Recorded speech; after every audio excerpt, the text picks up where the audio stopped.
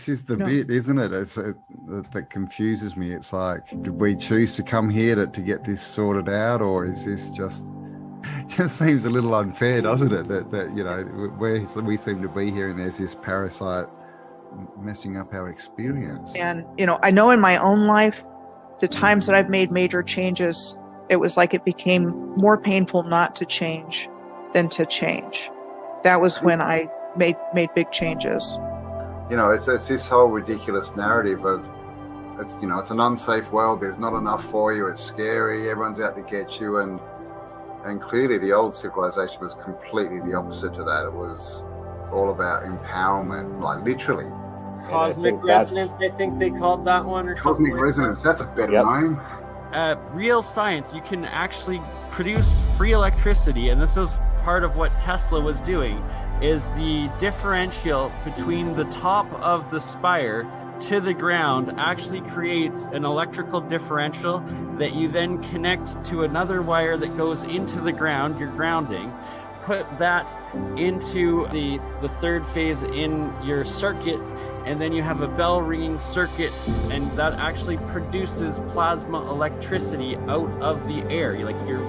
It's real technology. These things actually function producing electricity. It's crazy. The movies are the truth and the news is the lies. They've completely flipped it.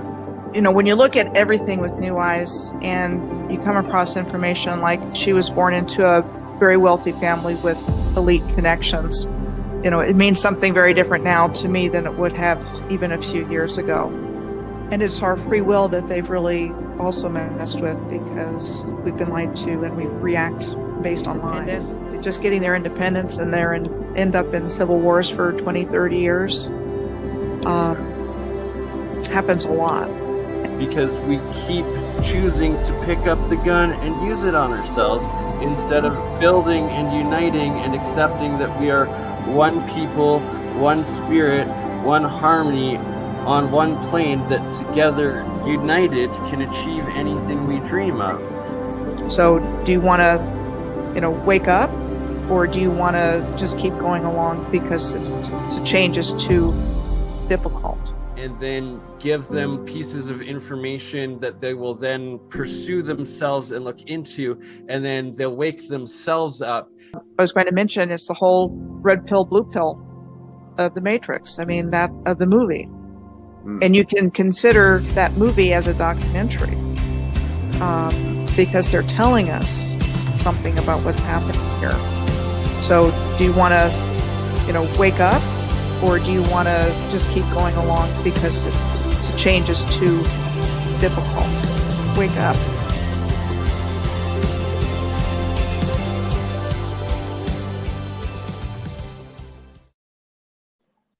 Hey, we're back. Yeah, on my feed there. On my feed there, I got one of my videos running. I don't know if you want to shut that off while we do the chat.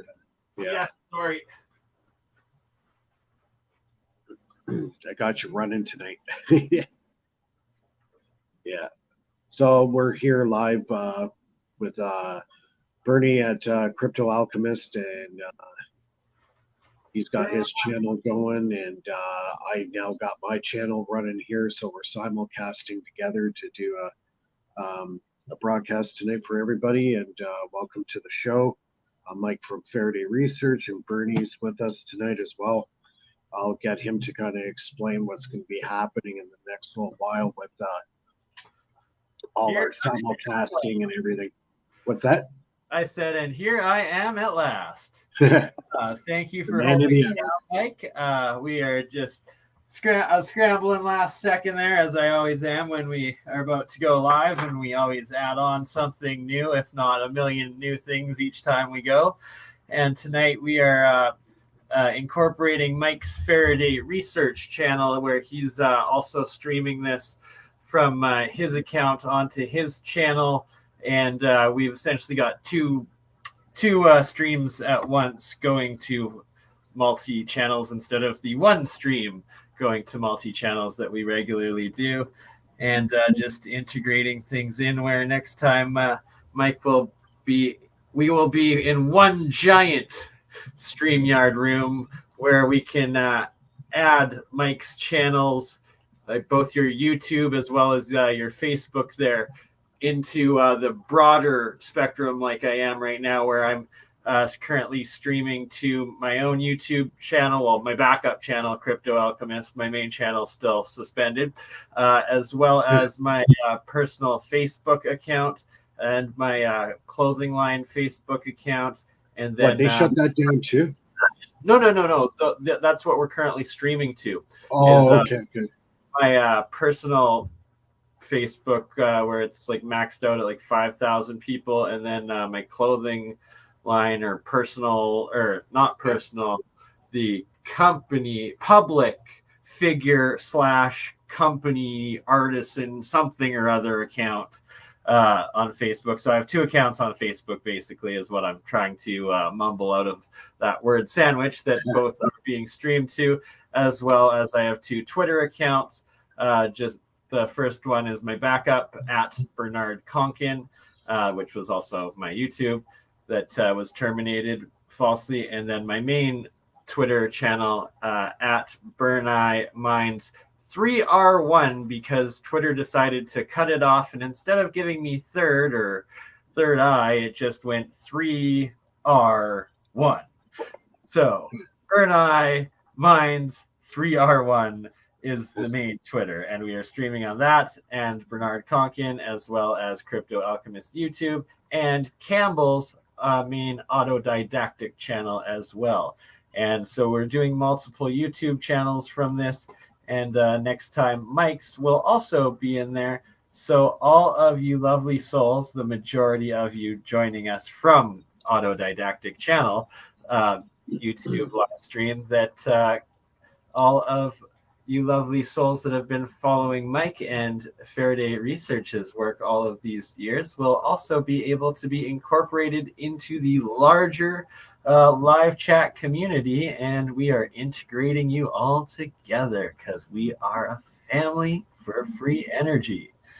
Exactly. Yep, it's going to be interesting how this is going to snowball this year.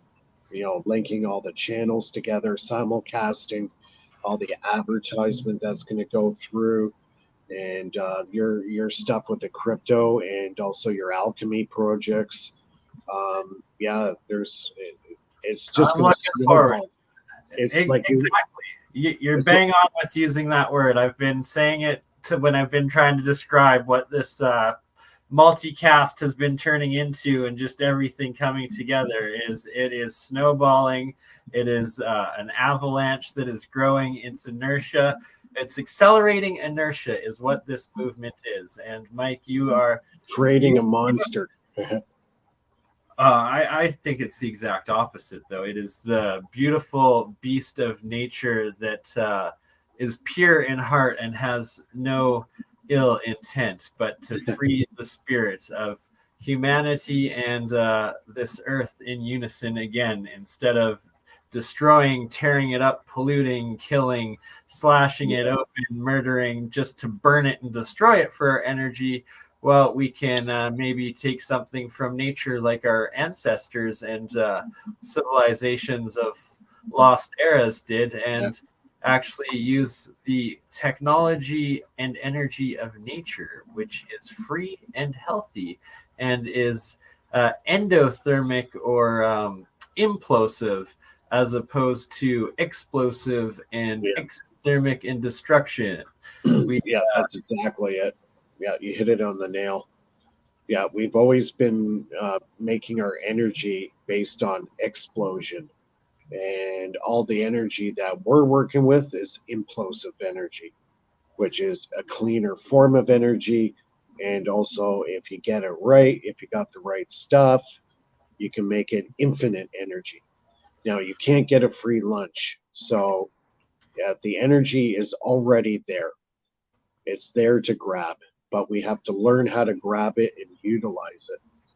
Exactly. And like you said, there's no free lunch. You have to do the work. It's like the universe will provide the materials or the energy for free, but like anything that is success in life, you have to put the work in to build it yourself, because if you want a job done right, you have to do it yourself, because nobody else is going to. Because right now the only free lunch we know of is solar, wind, and hydro.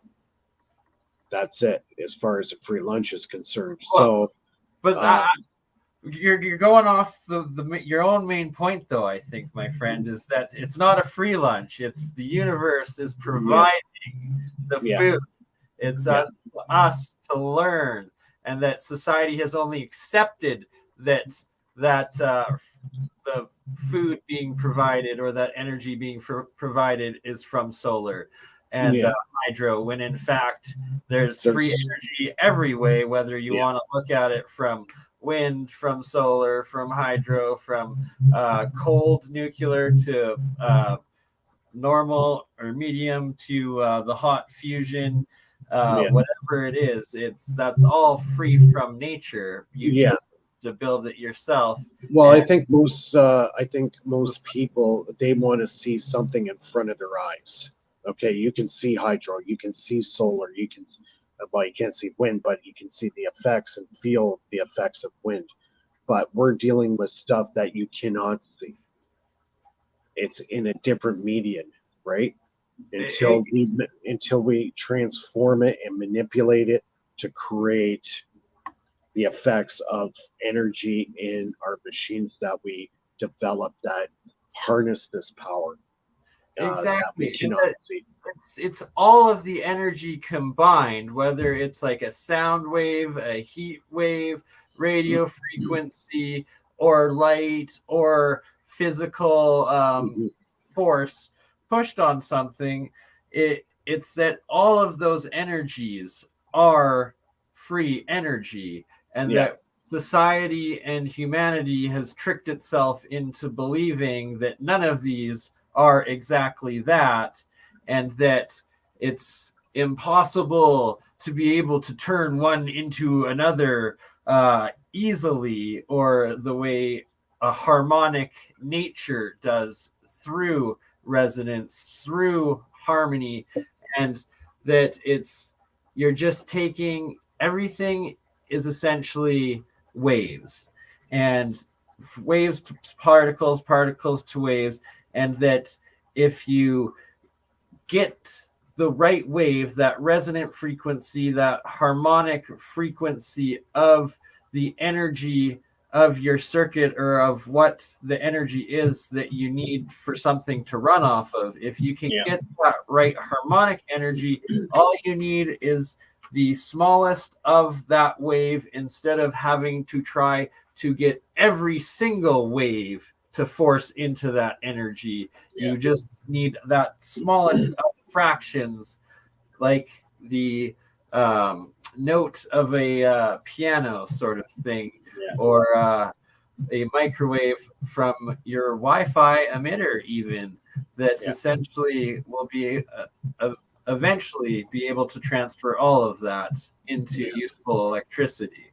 Yeah, and I think that's one thing I should touch base with tonight on dirty power. The fact that the way we're using energy today is very distorted, a lot of harmful effects on the human body. Cancer has risen tremendously since electricity has been deployed, well over 100 years ago. And just accelerating at a new rate constantly, where it's like, 1 in 50 people for our grandparents sort of thing would suffer it. And that was like a shock back then. And now it's like to the day where 15-year-olds are dying of tumors because we're overexposing to so much. And younger newborns, even some are like babies, 2-year-olds. Anybody, there's just so much now that it's accelerating, that we're expecting half of us to die by the time we're 40 of cancer, as if it's normal. It's ridiculous. And Dollard, Eric Dollard, he did a study on that for I believe it was well over a year, did an extensive study on dirty power. And he was doing work for a very wealthy individual that was getting sick from this stuff. And he decided to do a research project with him. He funded him, basically gave him whatever money he needed for whatever tool or instrument he needed to do his research on what was making him sick. And basically, you can walk outside and you're getting blasted with 5,000 watts of cell phone tower signal right at the face, right? And Wow. this guy was very, very sensitive to this stuff. It was making him physically ill. And I've heard of even kids in the schools in Canada were getting sick from all the Wi-Fi in the schools. So Yeah, some of the the schools 5G started. Wi-Fi, right? What people Yeah. don't really understand with 5G technology is that it's getting very close to the same microwave frequency or terahertz frequency that both the human thought works on, but also your actual microwave works on. Yeah. And it's like, it's 5G is essentially in between, right? So it's like Yeah. we're going to go into technology that can essentially program or destroy all of us and make us hear anything that's going on in that frequency in your head, thinking, you know, that it's the devil himself talking to you, or just give you an instant tumor because you have that Wi-Fi router in your office room, which is one room over from your bedroom, which the exponential or the I can't think of the right term right now, but The frequency waveforms traveling the through the closer house. you are to your 5G emitter, Yeah. especially, and when saying that, the cell phone is also the 5G emitter. So when you're wearing it on you, say if you have it in your pocket, in your pants, and you're a young strapping man, but you're keeping your phone, that 5G emitter, next to your testicle sperm makers for, you know, a year, and then you're wondering why you're not able to have kids by the time you're 20. Yeah, exactly.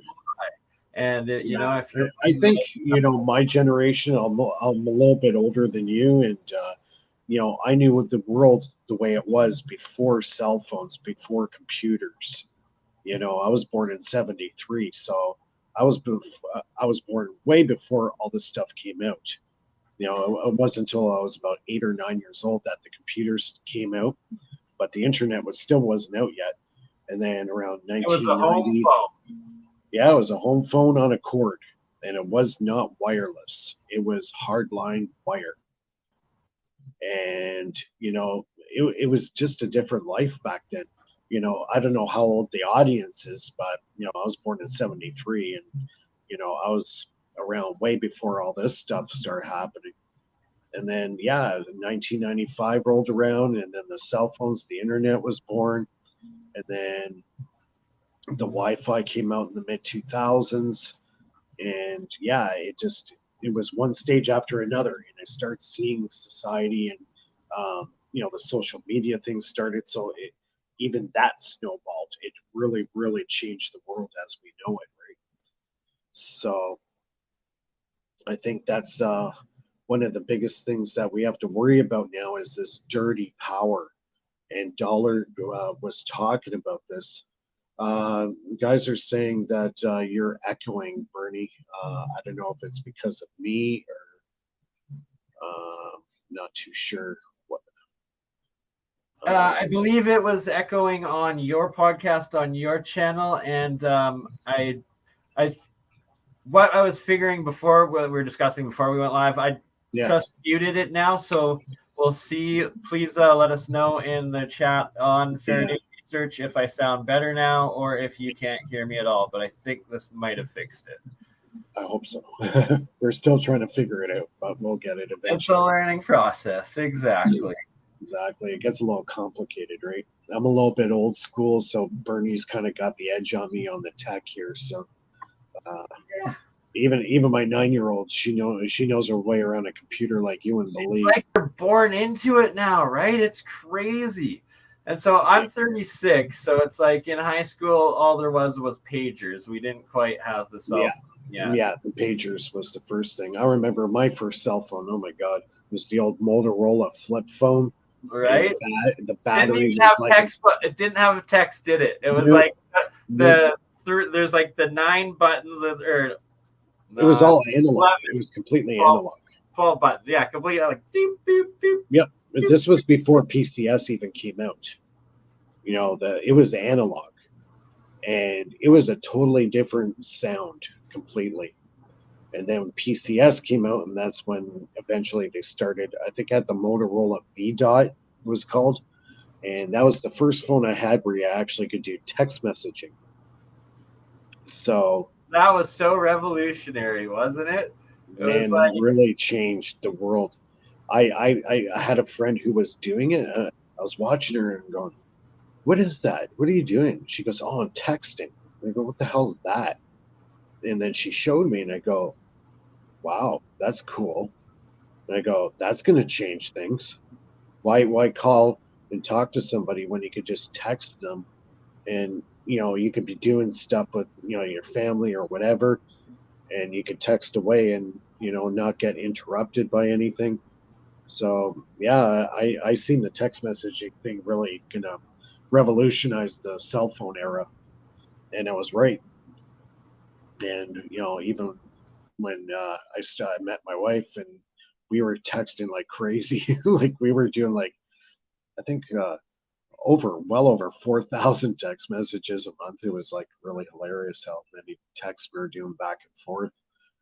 And so yeah, you know what? It keeps going back into this problem with a lot of dirty frequencies, and Dollar was talking about it. I heard one interview in I think it was last weekend. He was talking about the way the power grid has been modulated has been completely wrong. You cannot modulate a frequency properly with electronics. It only could be modulated properly with an analog system. So, say for like the power grid, okay? The power grid's all controlled and modulated by electronic control system that feeds the power. Now, he was saying if I was going to build a power system to run the grid, it would be completely analog. And back in, I believe it was the early 1920s, Steinmetz, the mathematician, he designed a special motor generator that was a 3-phase system that is completely modulated properly in an analog form. And because of this better control of frequency, you could pump, say, 40,000 volts through a power line, and you could put an AM radio right beside it, and you won't have any static.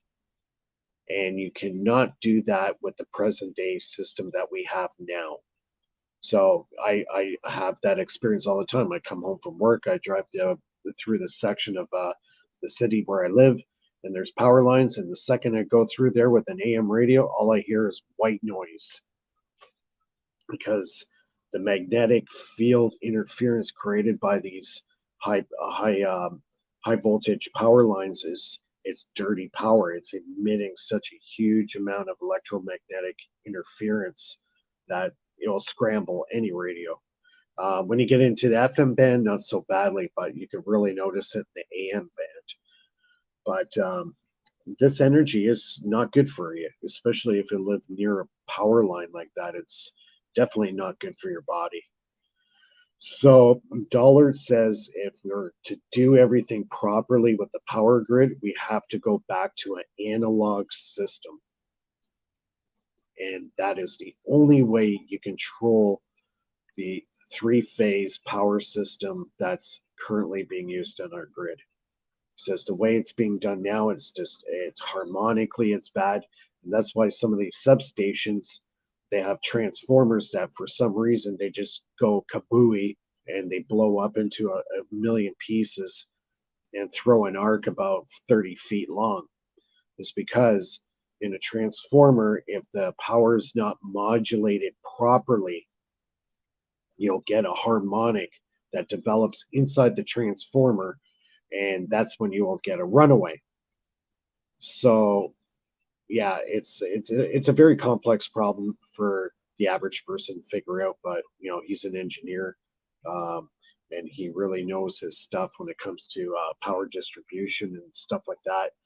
But he used to see all this problems back years ago where there'd be runaways inside the transformer and they just blow up. And yeah, people die from it. You know, workers that worked in the hydro, and they're around these transformers all the time doing maintenance, and then all of a sudden they get a runaway, and then next thing you know, they're vaporized. They turn into ash because so much electricity. Actually, explaining the aspect of what happens, because I've kind of pondered that but never really understood. And it's essentially something similar of like with when Tesla almost took down that building of resonating it, but this is with electrical resonance as opposed to harmonic sound resonance. Yeah, exactly. But because they all interact together, right? So if you do get a harmonic happening inside a transformer like that, there is sound created. I don't know if you've ever heard a transformer work before, but you hear a buzzing noise going. Right, exactly. So and then if you get it's running at. Yeah, and if you get a harmonic going in there, and that harmonic starts expanding and expanding and expanding and expanding, eventually you get a runaway, and then next thing you know, your transformer's in about 300 pieces, and 20 people have just died.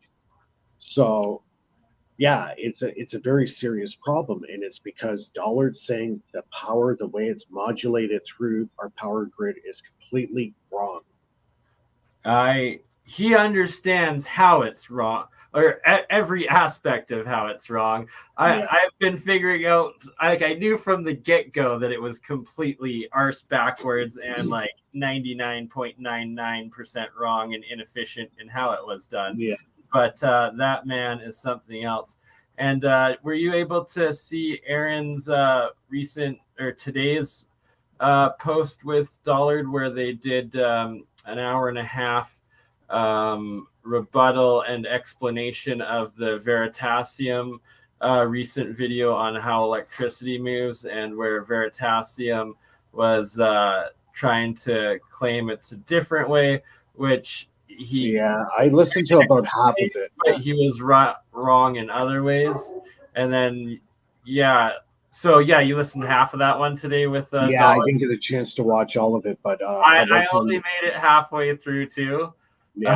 I'm gonna have to go back. No, but it's definitely fascinating. If anybody really wants to understand and learn about electricity the way it really truly was, start buckling down with Eric Dollard's stuff. Like, I've never met him. I probably never will meet him, but I will. Though, I have to give a little disclaimer of you can't be an amateur or novice if you're getting into it. Like, he's not a starting point. He's like a middle ground for once you've learned the basics of it. So it's like you want to start out with something more broader, like a Nassim Haramein or the Keshe Foundation, or Mike from Faraday Research is pretty damn good. Also, APEC, Alternative Propulsion Engineering Conference, stuff like that, and literally thousands others that I'm missing out. You have to start off small. You start with the basic stuff, learn the terminology, because that's usually where everybody gets lost with the terminology, right? And that there's only half the terminology that's like unified, and then the other 50%, every single scientist or scientific-minded person comes up with their complete own vocabulary for describing the other half. So people will be like, it's a scalar wave. Oh, there's no such thing as a scalar wave. Oh, like... you just have to do, you have to start small, right? Like, I've been at this for quite a few years now, and learning electricity was completely out of my comfort zone. Like, my background's more of an engineering and machining background.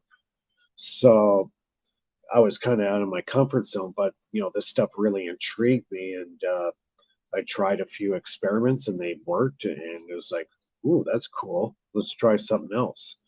And yeah, that's just, it just constantly got my interest. Because exactly. Like you have to dip your toes in, get your feet wet a little bit, not just jump into the pool that's full of electricity and shock yourself to death because you don't know what you're doing and you're using tens of thousands, hundreds of thousands of volts, and then you get too much amps mixed in, and the first thing you did was shock yourself. Yeah, like I get a lot of questions like, where do I start? What's the thing I should start with? And, I try to give them the best route to go, and that is start with a Joule thief circuit. Okay, the Joule thief circuit is one of the easiest circuits to make. All right. Sorry, I also just have to add, it's also known as a bell ringer or a bell thief circuit too. Is it Joule thief bell? They call it Joule ringer. Joule ringer. Yeah. And then I've heard it called a bell ring circuit too, but it's there's many names, but it's the exact same thing, and it's a very simple circuit to produce. Now, if I'm correct, I got a question for you, Mike. Sure. It's that in this specific circuit, it's that you're essentially creating two circuits within themselves, and the inner circuit has all of like the load and the resistance essentially, and you're like pulsing into it. And then the other one is where it's like essentially coming from and you're adding and whatnot. Yeah, like it's the simplest form of what we've been working with, like in the more advanced stuff, but it shows exactly what we've been working on for so long, is the collapsing or the back EMF vacuum field of electricity when you charge an inductor. And all of a sudden you cut the power in the inductor, you've created this field of energy around it.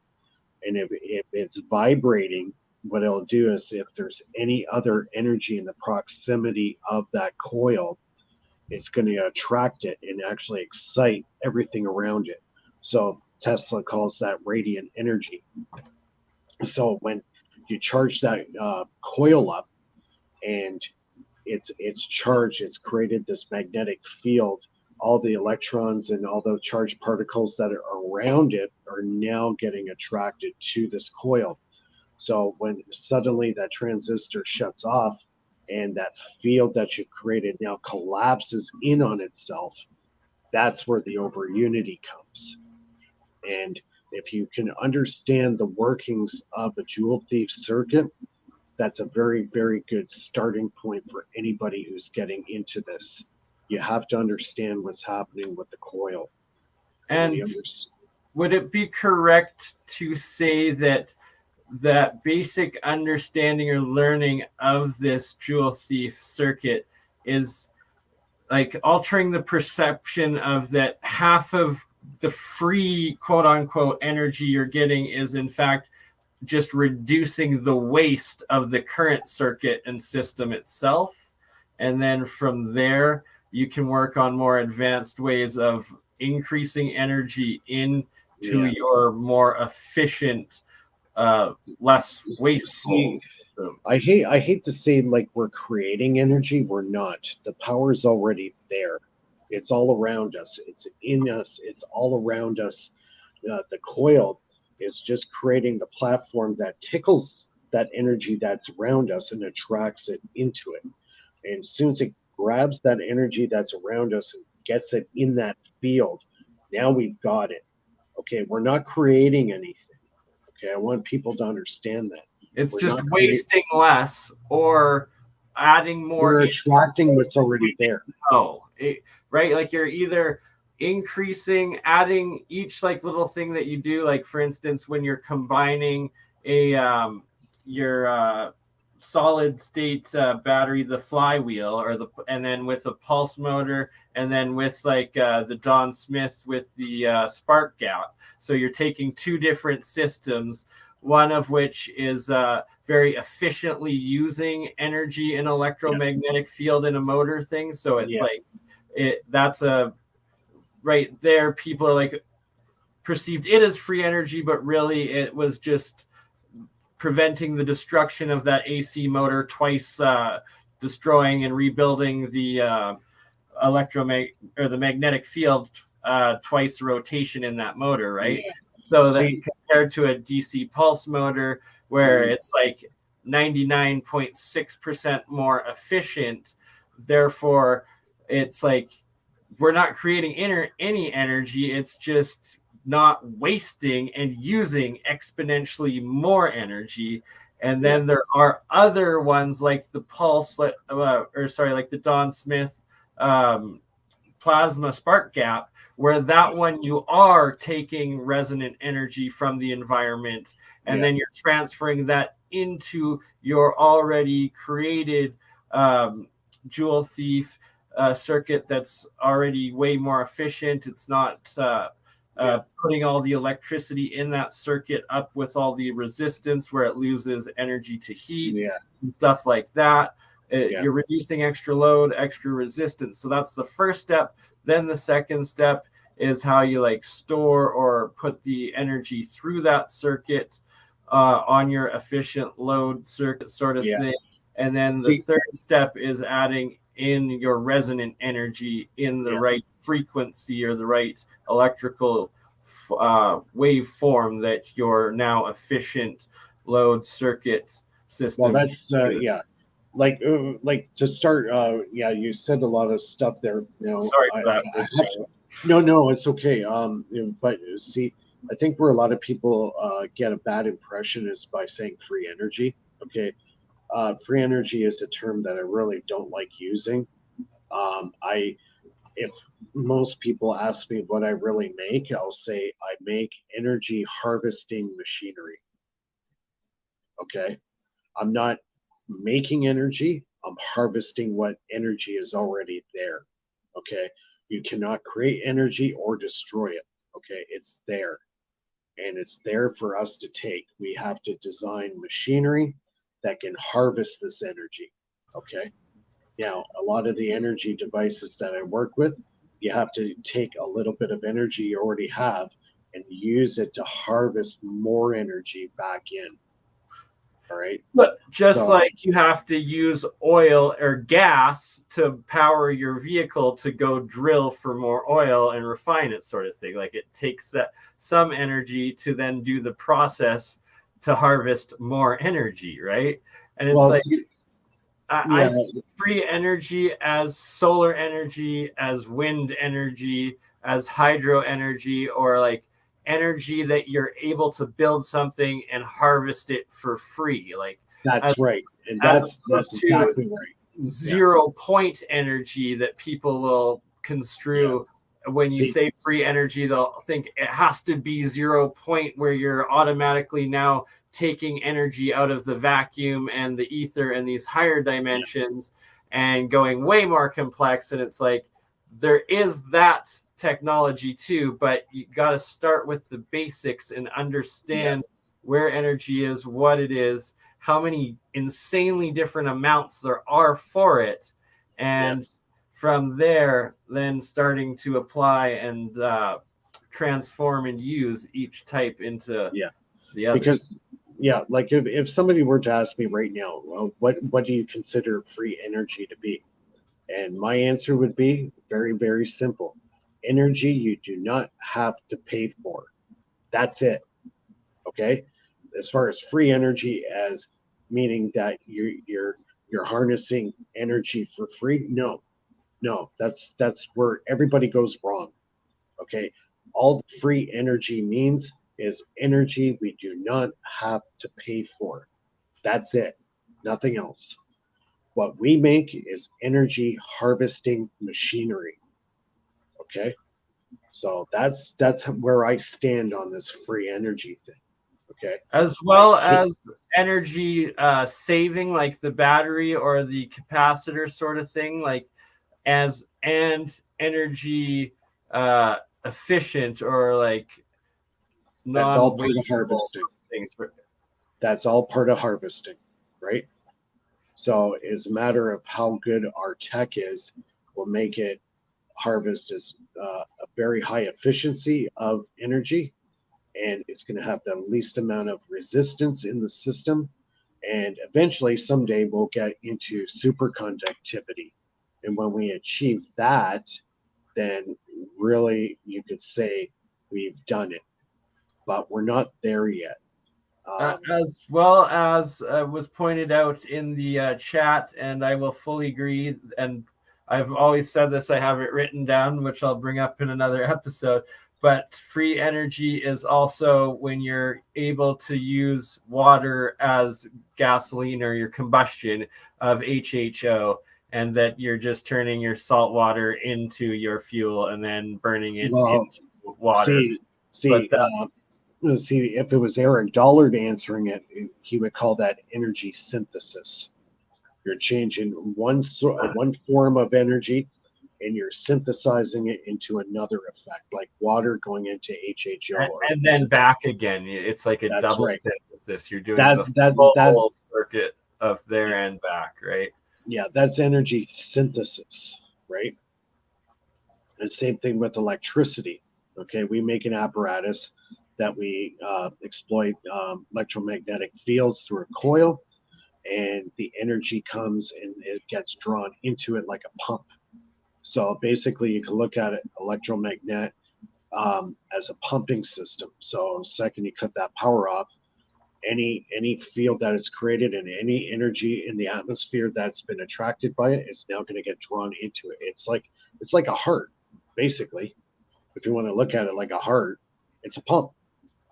So we pump energy, and we come up with novel ways on doing this. When you hit the right frequency and you have the right resistance, and you have so many different factors involved, you can make that pump extremely powerful, and that's how you harvest energy.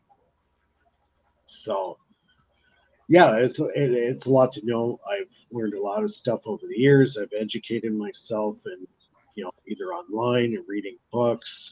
Would you say you've been autodidactic over the years? Yep, you have to be. Right. Couldn't agree more. But you have to have a passion for this stuff too, right? Because if you don't have a passion for it, you can't really excel. It's like anything, like being the best writer or being the best swimmer or whatever. It's like anything. Like, you want to get good at it, you have to do your homework, you have to do your training, you have to experiment. Like, if you're doing what I'm doing, you have to do a lot of experimentation. There's going to be a lot of failures, but the thing is, you're always going to learn something from a failure. You always will. And if you don't see it now, you might figure it out later. You'll go, that's why it was doing that. And that's why I have a notebook. I call it my little Bible. And I put all my ideas, my experiments, I put my diagrams there, my schematics, and I got this book. And any new idea I have, I put it in this book. Whether it is right or wrong, I still put it in there. I write my name on it, I put the date on it. And yeah, you have to build up a bit of a library of your own notes. And then you can cross-reference back and forth. This is where I made the mistake in the circuit, and then I could redo it and correct stuff. So eventually, 20, 25 years from now, I'll have a really cool book with a lot of interesting stuff in it that people can learn. But, yeah, big ideas. Yeah, it. I can't really read that from here. My eyes aren't. I'm a little bit older, so my eyes aren't all that great. Maybe you can read it for me. Shoot for the moon. Even if you miss it, you will land among the stars. There you go. And of course, it is all of my scientific notes and experiments and ideas that I have been writing for, well, exactly like you just described. Right? You got to figure stuff out on your own, draw your own little diagrams, and you got to find what appeals to you, and that's where you start with. That's the field you go with, and that's what you'll accelerate at, like you said.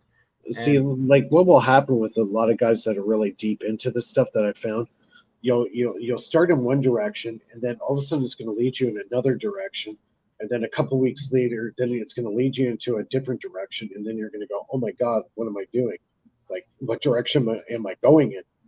But those different directions are actually pieces of the puzzle to actually solve problems with the initial project you're working on, because it does branch off into certain areas, that might not exactly be on, the course that you're really going on, but you have to investigate these different avenues because they're going to give you clues on what you need to take your project forward.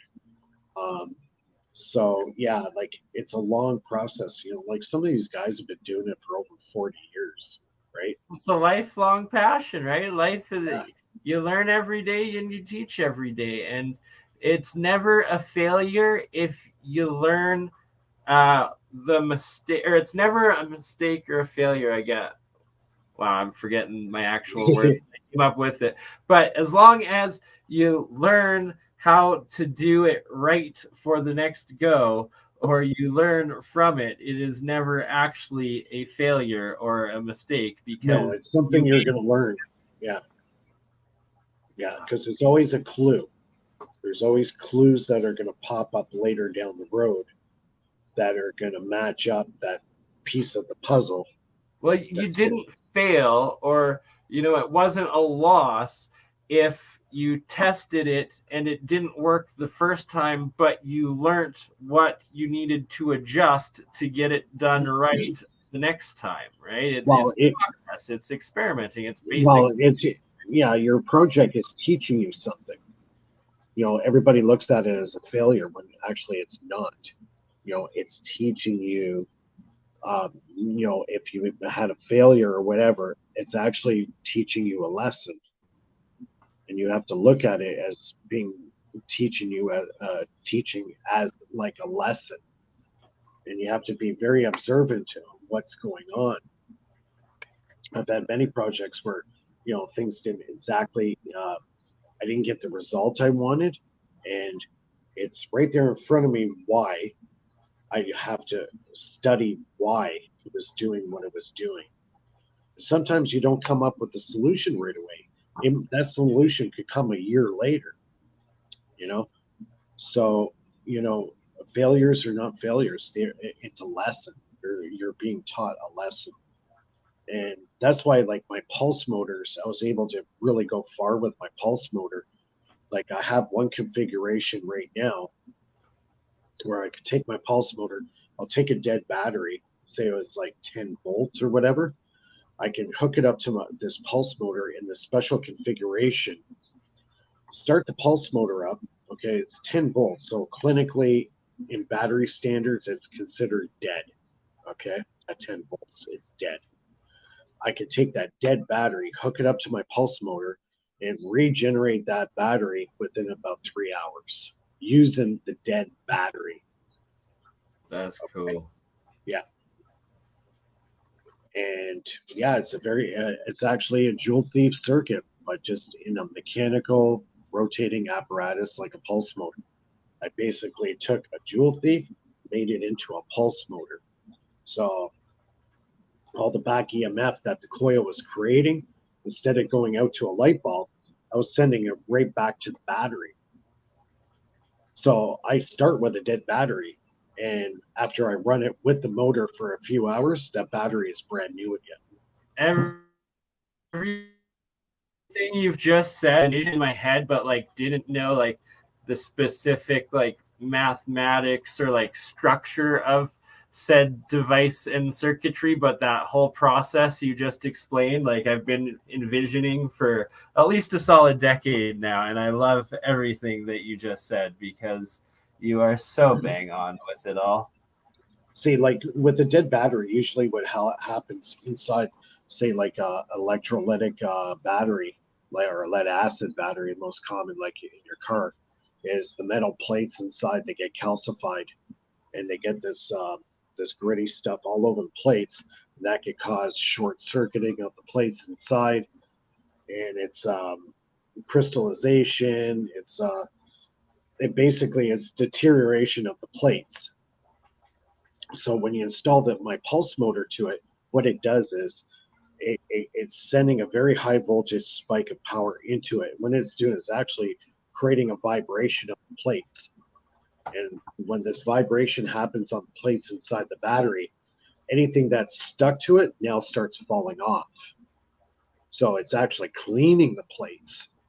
So as soon as the plates get cleaned again, then you add a little bit of electrolyte to the battery, and boom, your battery is brand new. That's actually fascinating. Yeah, it regenerates the battery. Yeah. So you're trying to create this, I guess you could say almost like a harmonic, but it's actually, you're almost getting the electrolyte in the battery, almost in a boil. You're actually trying to boil it, and you can do that with high voltage spikes. It'll actually start boiling that electrolyte in the battery, and that movement of the electrolyte and the bubbling, that's what cleans the plates off. It loosens everything up. And it realigns the structure. That makes perfect sense, because like molten metal, like alchemy, put it into when you put it into water, like you shock it right back down from the molten, it realigns the entire structure at an atomic level of the crystallization of the metal. So what you alchemy, said, my bro, alchemy, it's alchemy, right there. It is 100% alchemy. But it's like, what is alchemy? Electrochemistry. That's what it comes down to. It's electrolysis chemistry. It's electrical chemistry. That's it. That's all. Hidden in plain sight. Yep. That's exactly what this device does. It creates basically an alchemy inside your battery and regenerates your battery. Yeah. That's the easiest way I could say it, because that's exactly what happens inside. So as long as you can get those plates clean again, you've regenerated the battery, because usually that's what the breakdown is in the battery, is those plates get dirty, and then what happens? And they oxidize. They oxidize. Yep. Mm-hmm. Breaking down that structure. Yep. So there's so many different ways you can go. Like I would start personally, if you're getting into it, start with the jewel thief, like we said before, and then eventually try to step up and try a pulse motor, and that's when you start to get your feet wet. Is with the pulse motor, and you'll start seeing some interesting things happen. You got to learn about the high voltage back EMF that's generated in the coils. You'll get familiar how to make a coil, how to get core material. Oh my God, look who it is. Hey Mike, how you going, Bernie? Brother, from down under. Thought I would come and join. Gosh, I need to get this on out. Sorry to interrupt. We're not. What are we talking about? I wish it would have been me mumbling on rambling on, instead of Mike actually explaining something scientific, but it's all good. It's all good. Nice. What are we talking about, Mike? What have you invented now? Well, I'm working on the flywheel generator. Started working on that. Nice. Yeah. I actually posted a video today on my channel, kind of showing a little mock-up of what I'm working on. I'll be working on that in the next coming weeks, and we were just discussing about dirty electricity and the effects on the body, and what we have to do to fix that. And yeah, we just kind of been going on that, and also people getting into this kind of thing, where to start. Ah, nice. Talk about that. Have you? It's pretty good talk on. Do you reckon that stuff works? I mean, I guess it's organoid, is it? Oh yeah, and then that's 3 On your solid phone? itself, the Trinity. That could actually take away some harmful radiation. But really, you'll know if it's working or not if your signal's dropping and if you're hearing people properly or not. Yeah, I know, right? You have to Faraday cage your entire house. Yeah, well, Or device. But I have yeah, to move soon, so I'm going to be moving into a bus, so that should work as a Faraday cage, right? Yep, and then put a nice ground, like get a nice copper, water pipe, and then hammer that about 3 or 4 feet into the ground and hook that right up to the bus. There you go. Yeah, right. Nice. And that's why I also need a working version of your pulse motor. Yeah. So I've got a house air conditioner, and it sucks a lot of stuff. Yeah, we were talking about the one pulse motor configuration I was working on, where you take a dead battery and you hook it up to this pulse motor, all right? And then the pulse motor regenerates the dead battery that's running it. And not through like a trickle feed either. It's through... Oh, cool. I like that. That one. That's nice. Yeah, it's got like 5 pyramids inside it. Right on. Pretty cool, hey? Of course, I didn't make any of these. These all got sent to me by amazing people. Yeah, I'm working on just looking through the emails of the guys that we were supposed to bring on there for that. So we will do a lot. When I email them back, we're going to be bringing on live how to do your own organite pyramids, but it'll be on one of the 48-hour streams. Okay, who have you got for that? You actually forwarded me the emails a couple months ago. Oh, I did? Okay, cool. Yeah, okay. So it's probably Cameron then. Yeah, cool. He's good. I believe so. Yeah, nice. Awesome. Yeah, about radiation too. I was talking to Kelly, Kelly Jones, and she was in Melbourne, and she ended up had a flu type thing for 2 weeks, and she couldn't get rid of it. Yeah. And she went camping, and she said as soon as she got out of the city limits, it all disappeared instantly. Yep. Yeah, it's the dirty energy. Yeah, yeah. What's Hippie saying? Check out the channel I've just linked. Includes information on frequencies. Tech in armor. Oh, I've just been looking into armor, Hippie Shake. Awesome. Where's the link? Can't see it. Where? Oh, you'll have to post it again. And to answer earlier, and Campbell, I would like your opinion on this. She was asking if we think that they cracked and destroyed all the bells because they were some sort of like toxic weapon, but I think it was probably the opposite, where it was a healing resonance device, where it was either powering or healing or a bit of both or something like that. Well, they were probably like a start mechanism for the resonance. Guys, I'm just going to slip out for a quick smoke. I'll be right back. I'm kind of dying. Yeah, no worries. Yeah. So the bells would have started off the resonance, and the organs as well. And so I reckon, they were everywhere. All the old photos, you can see them in the belfries and that. And then the other big thing is they destroyed them all in the wars. Like World War II, they went and there's photos of like just massive fields full of these bells that they've just collected and smashed. So, and the other thing is they can't make them anymore. They were made from a certain type of brass. And apparently, again, like everything, right, they lost the recipe. And some are pure copper, but they just can't make the copper that pure or in that crystallization, that nanostructure, that plasmatic structured layer. And to get some of the bends and some of the stuff in there, it needs to be a certain type of copper and a certain thickness. And like Da Vinci as well. Da Vinci's paintings are like micrometers thick. Like it's not hand. They're No, not it's hand impossible. painted. They're No, those printed. were printed. Yeah, by high Mm. technology for sure. For sure. Is that it? Autodidactic 2 channel. Hang on. Relics of the past. Oh, hang on. I'm going to have to go somewhere. I really liked your video on the Chinese pyramids you did the other day there. Yeah, I know, right? There's quite a few of them. Yeah, DC is more of a brute force type Sorry. electricity, right? That's why How's the sound for that? You know, it has its inefficiencies. Not too bad. It's a bit sort of background, but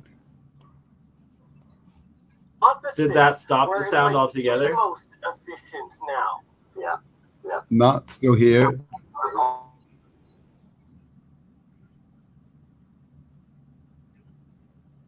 Oh, now it's gone. Yeah. You pulse it into that. And Curtis says, "Leave the bells alone," and I agree. Where my pulse motor, I've had it as low as 120 milliamps, or 120 milliamps of power. That's like nothing. And you know, I can get high voltage back EMF off at around 160 to 170 volts, right?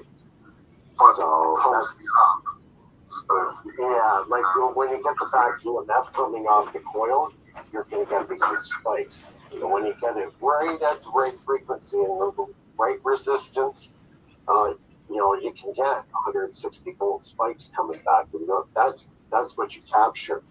And when you capture it, you dump it into, you know, a battery or dump it into a capacitor, and then utilize it, you know, for whatever you want to do, right? But as far as like efficiency, a pulse DC pulse motor is probably the most efficient motor you'll ever see. So as far as like the pulse motor is concerned, where everybody goes wrong with the pulse motor is they're not using a spark gap switch. Okay, and the spark gap switch, if you're utilizing it properly, it basically negates the Lenz's law. Okay, so Right, thank you.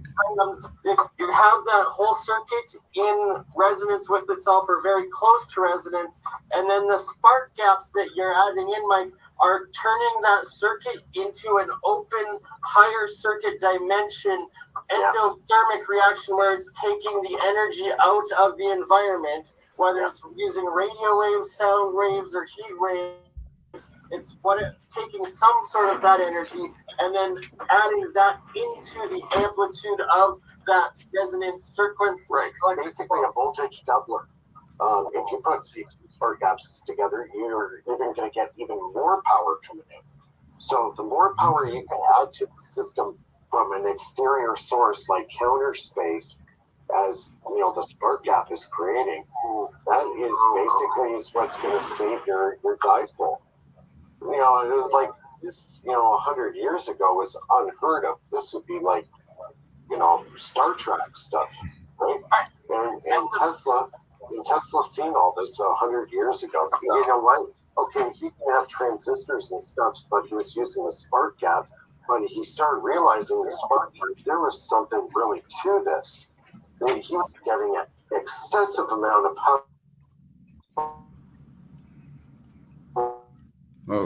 Were coming back through a spark gap, and that's why his earliest rotary spark gaps, because they were bringing in such a huge amount of potential into the system that, you know, at first he did not know where is this power coming from. Was it coming from the antenna? Was it coming from the coil? Or was it coming from the spark gap? And he finally realized, you know what, it's really coming from the spark gap. Not all of it, but a great portion of it. The excessive amount of voltage that he was creating was coming through a spark gap. So he started figuring, you know what, there must be, you know, this power is coming from counter space.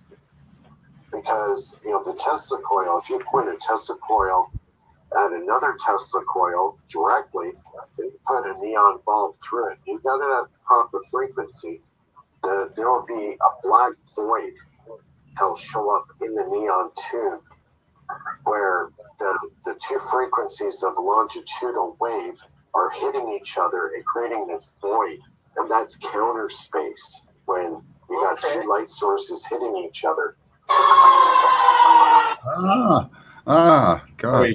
Sorry. Have you been fighting fires like quickly, Bernie?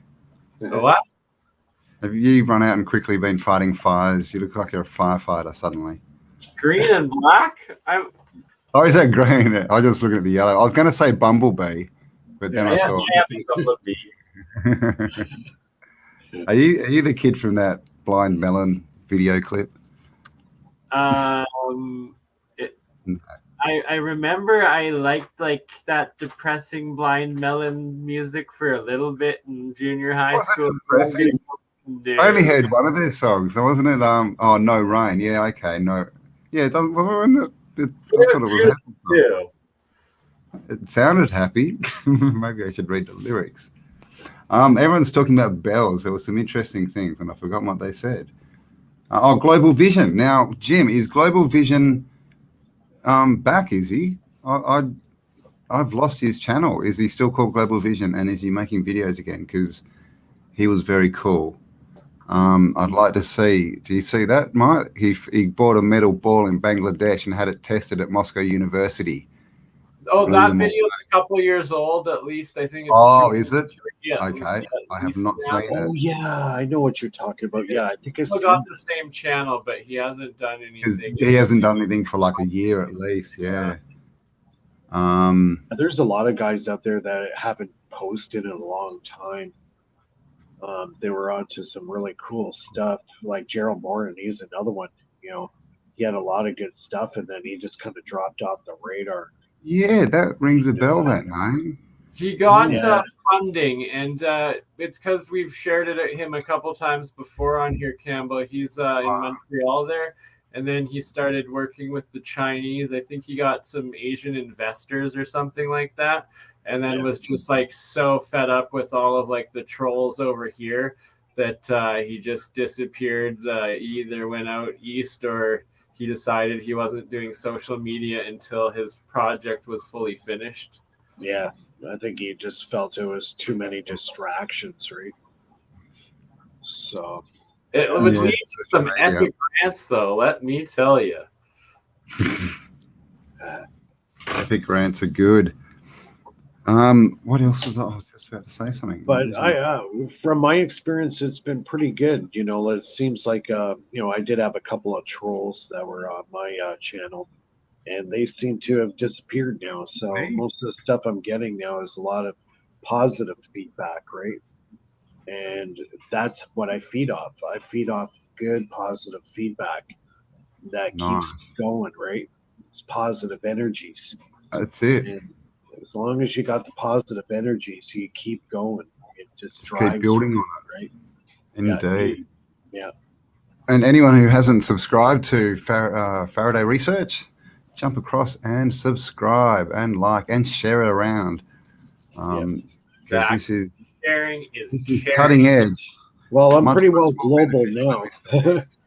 Thanks to you guys, I'm pretty well global. I've got global. All right. Yeah, I've got people all over the planet tuning into my YouTube channel now, which is really cool. Majority of it still in North America, but I am reaching out to Russia and China and Netherlands is another good spot. Australia, where else? Czech Republic, Serbia, all over.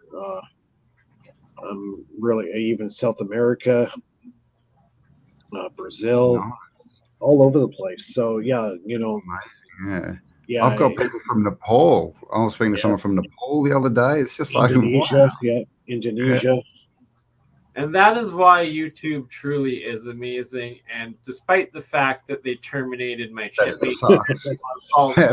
YouTube is asshole. Still love you, YouTube. You. Yeah. YouTube and I are in a dysfunctional relationship, I think. I just got on, there's a new one called Getter, GETTR. So I've just started an account on that because Facebook is asshole too. And they're starting all their stuff, and they're coming out and telling you, we're fully tracking you now. Is that okay? And if you and it's either that or we shut down your account. So there's lots of things that aren't so trackable and not run by aliens. There's another one called the brand new tube. Yep. That's another one. I've actually got a few up on that, but I haven't posted on it for like a year and a half. But I've got Odyssey. There's Gab, but you have to pay a subscription to post videos on Gab, but it does look pretty secure in that. But I mean, I'm on Odyssey. Brighton is another one. Brighton.com. Brighteon or whatever. That's Mike Adams, isn't? Is that Mike Adams? Yes, I think so. Yeah. Health Ranger. Health Ranger. Apparently, they're going on a new platform soon, or adding more platforms to Brighton. Well, I keep wondering, like, is this like? Do you reckon they're going to rebuild the internet? There's so much talk that they're just going to rebuild. That's what 2022 is, Campbell. That's what Web 3 is. The most thing that's supposed to happen this year is that people are going to start getting paid for watching videos instead of them actually paying to watch them. It's the inverse is happening, and that it's the new crypto-based streaming platforms are DAO operated, so it's a computer program, so it can't censor anybody because nobody's in control, and it's completely encrypted, so nobody can get in to try to hack anybody. So it's like completely uncensored. Whoever wants to be trend or is popular will actually trend with zero interference. Well, like the honest truth will come out, and you'll get paid for what you watch, and then whoever is watching or getting watched for the most value will also get paid. It's Web 3. It's the most revolutionary thing. Does that mean that like YouTube is going to shut down, or are we going to just get an upgrade, or like what are we going to get new websites? Like, is there going to be a whole new web with it? But they're also trying to shut it down and trying to get in control of it, and that's why it hasn't come out sooner. That's why you see like a crypto called Theta, which is like the most revolutionary streaming data one of all, and it was like the first one to try to attack Google or YouTube's system, and that's why they suppressed it so much, and why it's one of like literally 3 of the top 100 cryptos that finished 2021 in the negative.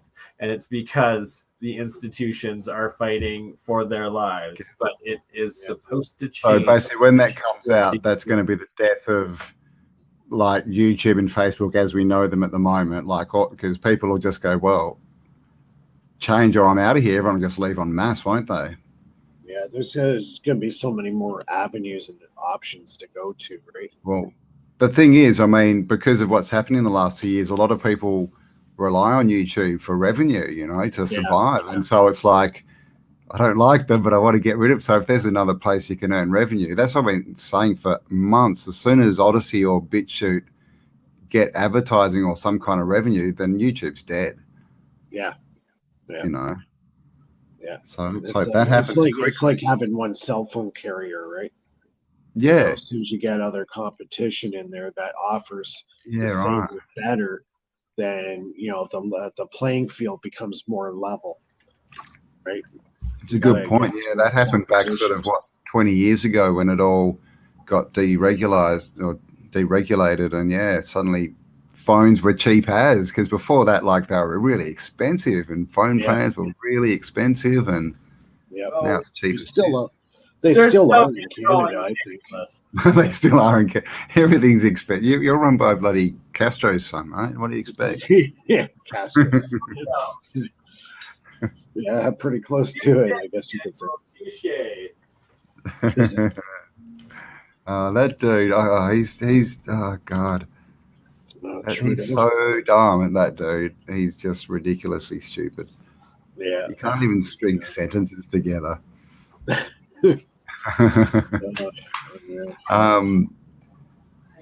Benny, you're in Canada too. Are you no, you're not Alberta. Whereabouts are you? You're over on the west coast. I'm just outside of Toronto. Toronto. Okay. Yeah. And Bernie's on the other side, yeah? Yeah, he's on the west coast. Yeah. Yeah. But yeah, I've traveled all over. I've been to the Philippines. I've been to South Korea. I've been all over the U.S. Yeah, so I've seen quite a bit. My wife's from the Philippines, so I've traveled all over the Philippines, and a good experience seeing the other part of the world and how people live there. And they also have a very good cell phone service there, and it's also extremely cheap, I might add. And it really sucks because I pay so much here in Canada. How does that work, right? Yeah, You know, exactly. we're told that you're in a first world country with all the infrastructure, but you can go to a third world country with apparently no infrastructure, but they get everything to run perfectly and cheaply. Yeah, Like, I'm sitting here right now. My cell phone's showing about half bars. Okay, and Yeah. I'm in the South Philippines in a friggin' on a bamboo raft going down a river, and I got a perfect frigging signal. Okay, and tell me something's not wrong with that. Like I'm here, I got cell phone towers everywhere around us, and I only got half bars. Like, what's up with that? What is Like, it? Is it the interference? Maybe is it because they've got less? could be. It could Yeah. very well be. There's so much dirty power, man. Like that's what we were talking about earlier before you came on tonight was dirty power, interference. It's And Dollar studied this, and they asked him, they go, okay, if you were going to do the power grid, how would you do it? And he says, well, first of all, I get rid of all the electronics. Okay, I would go all analog. If you go analog, all that interference, electromagnetic interference, it disappears. Because with an analog system, it's doing it in the most controlled mechanical way of controlling power and generating power. And back in the 1920s, actually even earlier than that, Carl Steinmetz, he was the head of the research division of General Electric, and he came up with a motor three-phase generator that's basically all in one. It was a motor as well as a three-phase generator. And he said, if we had this system today, all this dirty power that's coming off our power grid right now would be gone. He says I could take an AM radio and go right beside one of those power lines, and I wouldn't have any interference whatsoever. wow. And he says, try to do that with the power grid that we have now. It ain't gonna happen. You can hear it. Yeah. You can hear the radiation if you stand next to them. It's ridiculous. Yeah, you get all the white noise. Like you get an AM radio going, and you go beside a power grid. You're gonna have white noise like you wouldn't believe, like crazy. And I have experienced it almost every night coming home from work. I'm going in the section of road where they have a lot of power lines going through, and if I got an AM station running, oh my Lord God, I have to turn the volume right off. It is so bad. It is so bad. It's scary. And I could literally hop out of the car, okay, and grab a fluorescent light bulb, stick the sucker in the ground, and that light bulb would turn on. That's how much power was coming off those lines. Yeah, right. And we pay for all that leakage, right? Or for all that lost power. We get 10% of what we pay for. Yeah, because there's all transient power harmonics going through those lines. That's where you get all the losses, and that's why you have all that electromagnetic waste going in the air, and that's not good for the human body. Not good for us, or the plant life or anything. It's ridiculous. You can see those trees that grow next to like 5G towers and stuff, even power poles, and they grow away from them. They're half dead. And well, yeah, like even the ones, the trees that are right next to these power lines that I drive by every night, half the trees are all dead now. They're gone. They're completely gone. It's ridiculous, isn't it? Yeah. And how do you, Australia's getting better. It's all pretty safe. Well, we've got a mask mandate, but Queensland, they're trying to enforce all these new rules and people are just going, nah. and they're getting together in businesses and kicking the cops out and going, "No, go away." Yeah, I just got laid off myself on Monday. So. Oh, really? Because I of got laid you're not off. taking it? No, it's not that. It's people got sick over the holiday, and they shut half our plant down because of it. And I think one of our big customers, they had the same issue, so they had to shut their plant down. So right now there's only like a skeleton shift running right now. They laid off 50 workers in one day. Wow. So so I was one of the 50, unfortunately. No. So I should actually be at work right now. And Right. I mean, that's good, but it's bad as well, as long as you got money to live. But yeah, my daughter, she's got to do homeschool for the next 2 weeks. Indoor dining's pretty well toast. So we're going back into lockdown again because cases just keep going up. So cases, well, that happens when people go out and get those things pumped into them. They end up in hospital. Yeah, well, now my wife was just telling me today there's another variant coming out now. Oh my God. I said, are you kidding me? And she goes, yeah.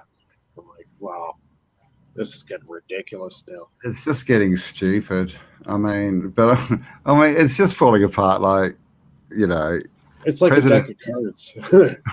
Biden saying from his own mouth, yes, I agree. Let's go, Brandon. I mean, we're we're past bizarro world, man. It's crazy. Yeah, you know what? The course we're going on right now. You ever see the movie Mad Max?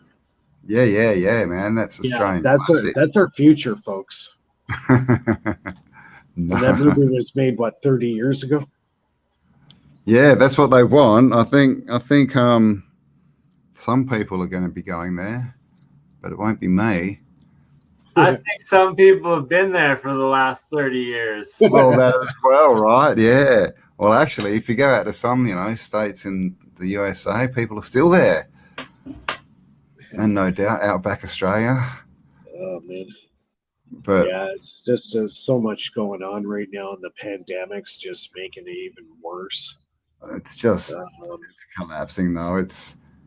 I still don't know how they're pushing this. Like, still no one's dying. Yeah, you know what? There is an end game for this, and I'm trying to figure out what they're trying to deploy. And I honestly think what they want to do is start throwing chips in our arms. Of course. Because Chip in Florida, they've been working on this technology for the last almost 20 years now. I knew about Chip back in 2000.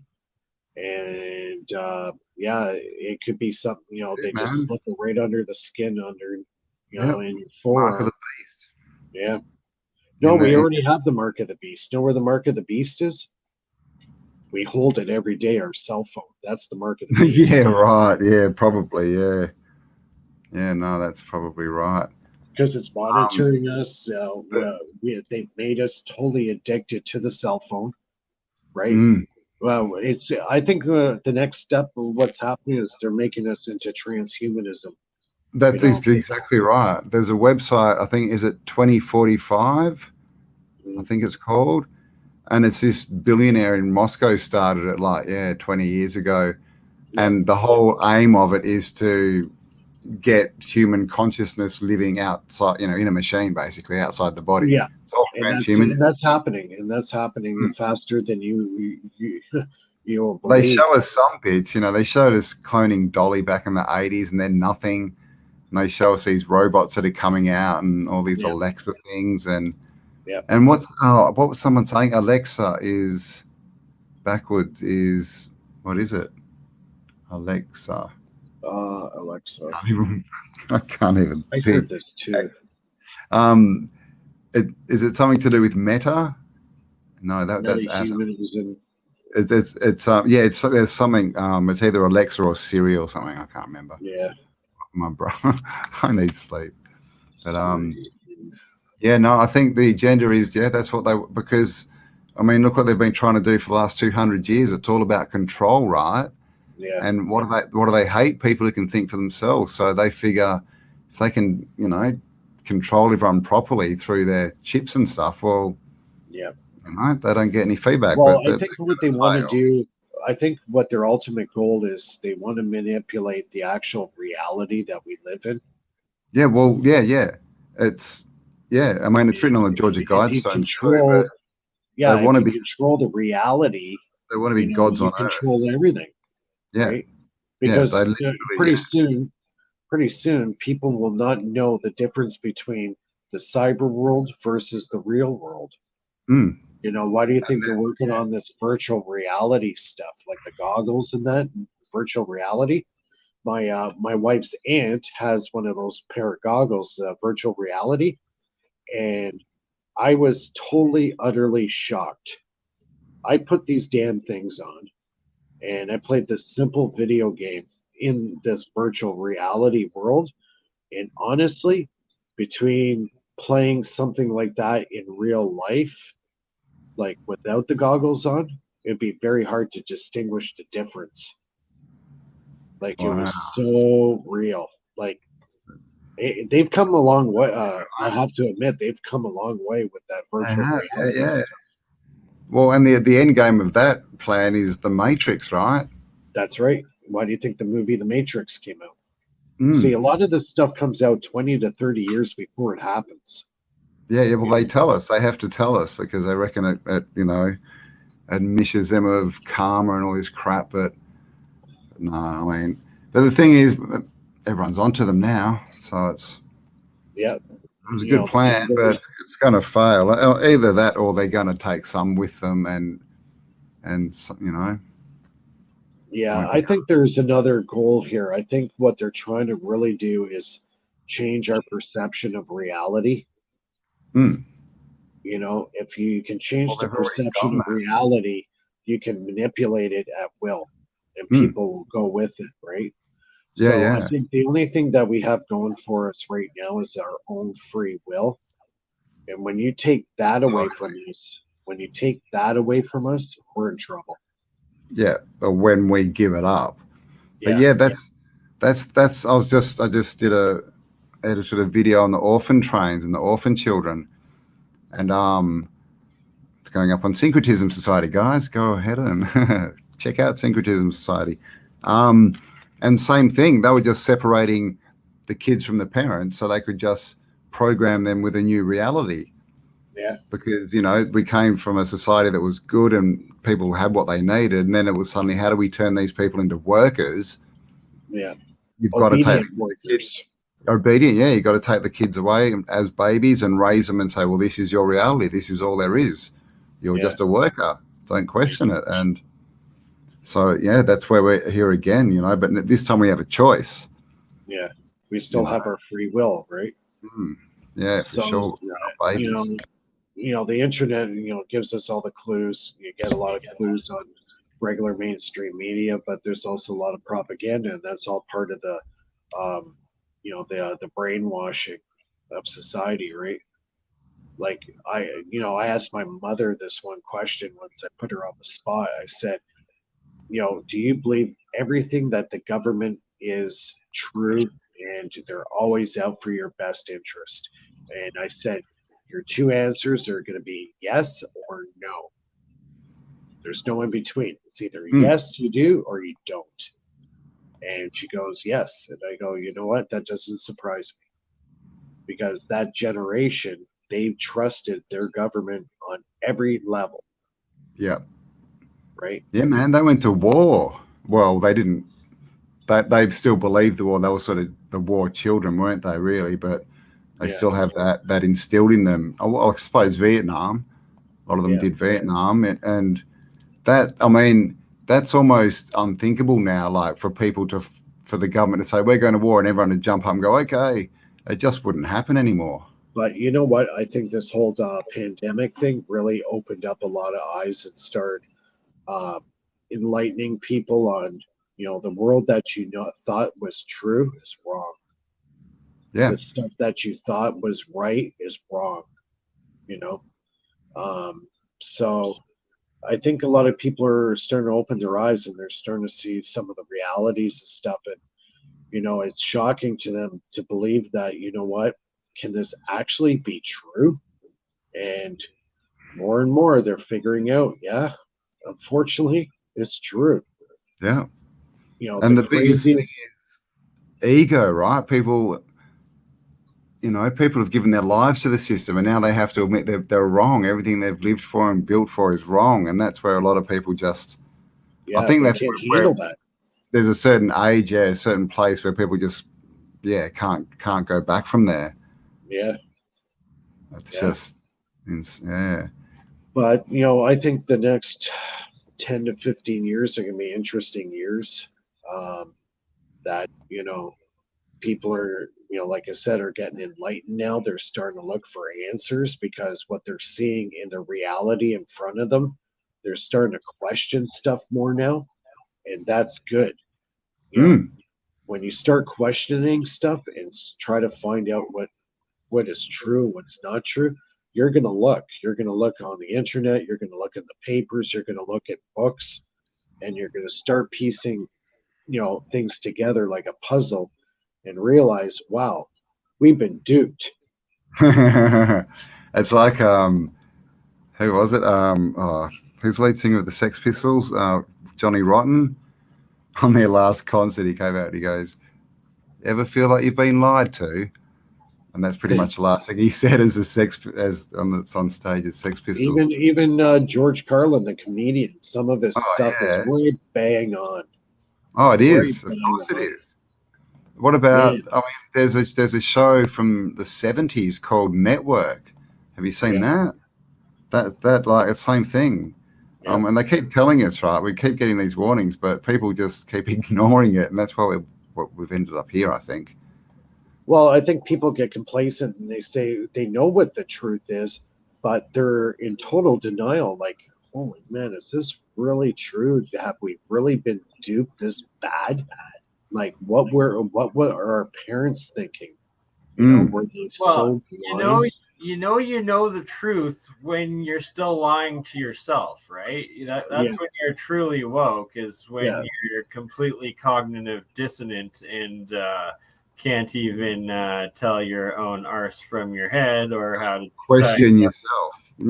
Exactly. So it's like the science, right? They keep going on, oh, don't question the science, and they're trying to program people. Programming is science and not exactly the scientific method itself. The scientific method you have to question, so it's ridiculous. See, I don't know way it is in Australia with education, but here in Canada, we used to have a thing called shop.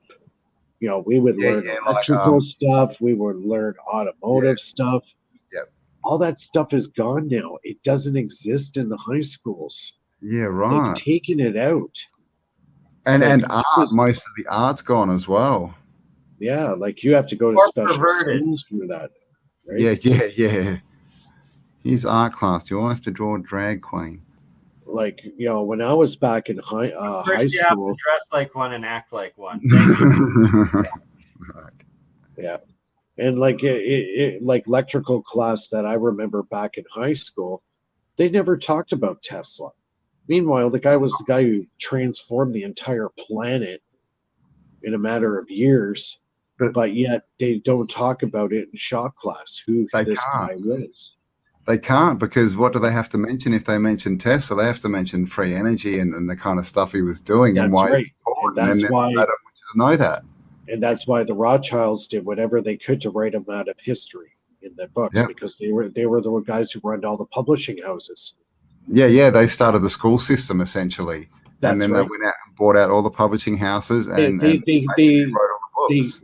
They couldn't write them out of the book completely, but they greatly marginalized the amount of information that was there. And it's also why it's not called a Musk, it's called a Tesla. So when you put his name in, you just get this stinky car that lights itself on fire. Well, Musk didn't even diesel to generate the electricity that it then charges to power itself. What are we looking at, Bernie? All right, so I'll replay it here for you Is it a guys. doorknob? And so I've got a crystalline state triple copper coil solenoid. This pink guy here, the pinkish reddish guy. No. Play. And then in the behind it is silver zinc. So it's zinc and copper and salt water after I had it plugged in at a higher frequency, but neither are connected to any electricity at this point. And this is a completely separate jar that just had the heavy water cold fusion reaction still going on. But That's copper. This is copper in what Isaac Newton calls the crystalline form when it's being able to be transmuted. And then the zinc on the other side. And then the red is supposedly mercury or mercury oxide that would have had to transmutate into it because it was just literally salt water, copper, and zinc. But the key part is to watch like the trillions of micro bubbles that continue to be produced in this cold fusion reaction and the atomic hydrogen that is thus coming from it. So it's got no power source anymore, and No it's still going. And this is this copper, this crystalline. Well, is it monoatomic copper? That was just formed in the jar, was it?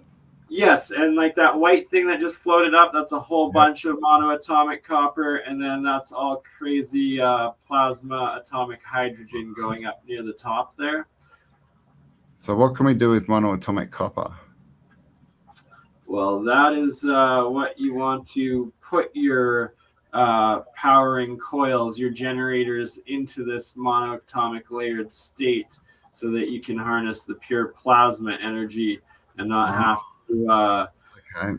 So use it like a, what's that coating called? Electroplating sort of stuff?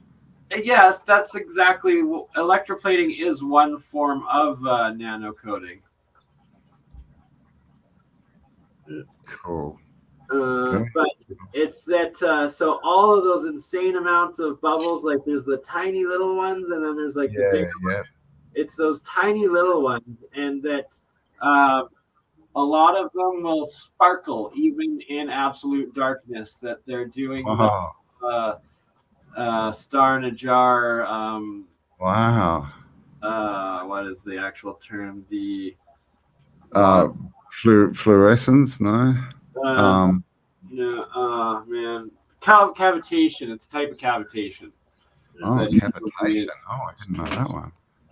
Anyways, guys, it's 1 o'clock in the morning here. I gotta get up kind of early, but what do you mean? You got no job, buddy? You're staying up all night. Yeah, I gotta get my daughter. She's got to do homeschool in the morning, and then I gotta drive my wife to work. Oh, nice. So you're going to teach her electronics? No, she's doing. Mike, before you go quickly, can I just get your quick opinion on what this could be? All right.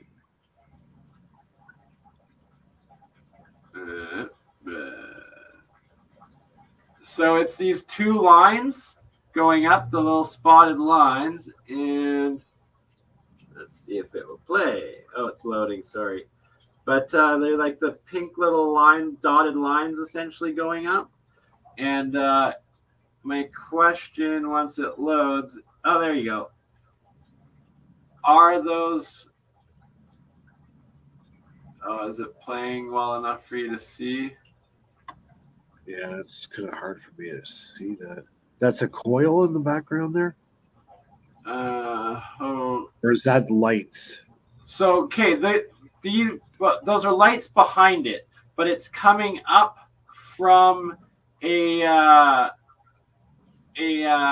a Tesla coil, like a little plasma ball right below the line of footage here, and that's literally, well, there was two of them actually, and that's literally where these were coming up from.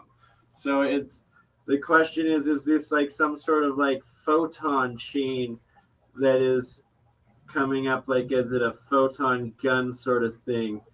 I've seen this in a couple other different videos online. spark gap coming off the spark gaps that have Tesla coils along them, and it was questioned if it is Tesla's cold electricity and if it is a photon or a essentially ray gun or particle gun that we are seeing coming out of the top. It's in a box, right? Or is it like it's kind of hard for me to see what. It's not actually in a box. To give you reference, that is like an IKEA shelf in the background with a big painting resting up, covering up about 2/3 of it. Okay. And then on the ground that we can't see, that you can't get the context from, but directly below these two streams is 2 Tesla coils or plasma balls. But it doesn't want to play. Oh, here we go. There we go. Is that playing better now? No, it's still choppy as shit. Sorry. And so what you're getting plasma balls coming up from the bottom up towards the light. Yeah, if there's any particles above it, it's going to charge those particles, and sometimes they can refract light. Oh, okay. But it's like this light wasn't visible like in the moment. It was only captured in the high resolution camera footage. Okay. Yeah, I think it's the way the light is hitting it in whatever direction, and then it's refracting the light. Then it becomes visible. There was a second one. Yeah, sorry, I'm not giving you proper context for it. You're not, man. You need to clean up that bloody laboratory of yours. Oh, this is from my old laboratory. This was Alchemy Lab number 2. I'm now on Alchemy Lab number 4. Oh, there we go. Yeah, it's playing perfectly for me, but when I'm watching it on screen, it's choppy as heck. It's choppy. Yeah, it's really, really choppy. Yeah. That was pointless. Sorry. Thanks for showing us different colored lights. Yeah, it's kind of hard to see the feed properly. You have to do the experiment again. All right. Well, thanks for joining us, Mike. Yeah. And even I was able to chat with you for a bit. It's been a while since we actually chatted there. It has, yeah. We'll have to work out a time where you. Every time we talk, it's like midnight at your place. We'll have to. It's 1:42 in the morning here. Well, there you go. It's even worse. We'll have to get an earlier time sorted out. But I think BurnEye likes to do things at midnight, so. I am a vampire. I mean, night owl. It's like, come on, it's midnight. What do you mean you're sleeping? I just woke up an hour ago. I'm just eating breakfast. What are you talking about? Oh my God, look at that. So there's several different layers on that, and it's that it's mostly the white plasma monoatomic, a little bit blue, a little bit oxidized because it was stirred up. But below it, there's a couple straight clear levels with no monoatomic. And then below that is the sulfuric yellow one that's spinning in opposite direction. Wow. Anyways, guys, I got a jet here. Yep. All right, go get some sleep, dude. I'll chat with you guys soon. Yeah, we'll be in touch. And I promise I'll do an afternoon one for you next. I will get up. Yes, and give me a heads up too. The day dwellers. We should, actually organise something. Cool. All right. Well, good to talk to you, Mike. Dream well, and we'll chat soon. Okay, guys. Cheers, and we'll see everybody soon. You will. And go over to Mike's channel, Faraday Research, and subscribe. The link should be in the description. I fixed it, but I got way more work to do. Man, for the last 4 videos. Cheers, Mike. See you, mate. Cheers. Bye. Bye. Yeah, for like the last 4 videos I did, I thought I had all the links like written out nice and everything. No, it cut it all off. Not a single one worked. And then I finally figured that out while I was trying to like set it up with Mike, and I was already late. And then it was like my phone died. Oh man, That's great, isn't it? I did a live stream, and then halfway through it worked out I couldn't share the screen, so that kind of impacted a little bit. It's all learning. I was looking at Odyssey. I have to hook that up for the live streaming too. And this other one, what did I call it? Getter. You can live stream on that as well. Yes. So we should try to get the Odyssey one, or get mine set up here and hooked up, but get your Odyssey hooked up to our StreamYard account once we're done before you log off. I had a bit of a look. We got to find the key. I don't know how to do that, so I might have figured it out right before we went on air with when I was experimenting with mics there. So, Kevin, thinks you're going to burn your house down. It's not going to burn the house down because the electricity is in the water, Kevin. Come on. Exactly, and it's only the amount of electricity as your little USB phone charger. That's all I have going in. The key part, though, is the extreme yellow that you're seeing. The sulfur, what the alchemist past called the yellow sulfur, which I suspect is sulfur oxide, or sulfur compound in these yellow parts. And it's that the pure white monoatomic, it doesn't matter what elements it is that are that pure white. Like it can be a mixture, for instance, when I have, say, copper, zinc, silver, and gold together, and they're all just the single white mixture of those plasmas, or monatomic plasmas. And then when it turns yellow like this is when you break the connection on only one half of your AC connection. So you're either severing your positive or your negative into the reaction, so you're cutting off one of your electrodes, at which point simultaneously all monoatomic plasma matter within the entire contraption or container will spontaneously turn yellow into the sulfurized state, or also into sometimes the red one, which they call the mercury state.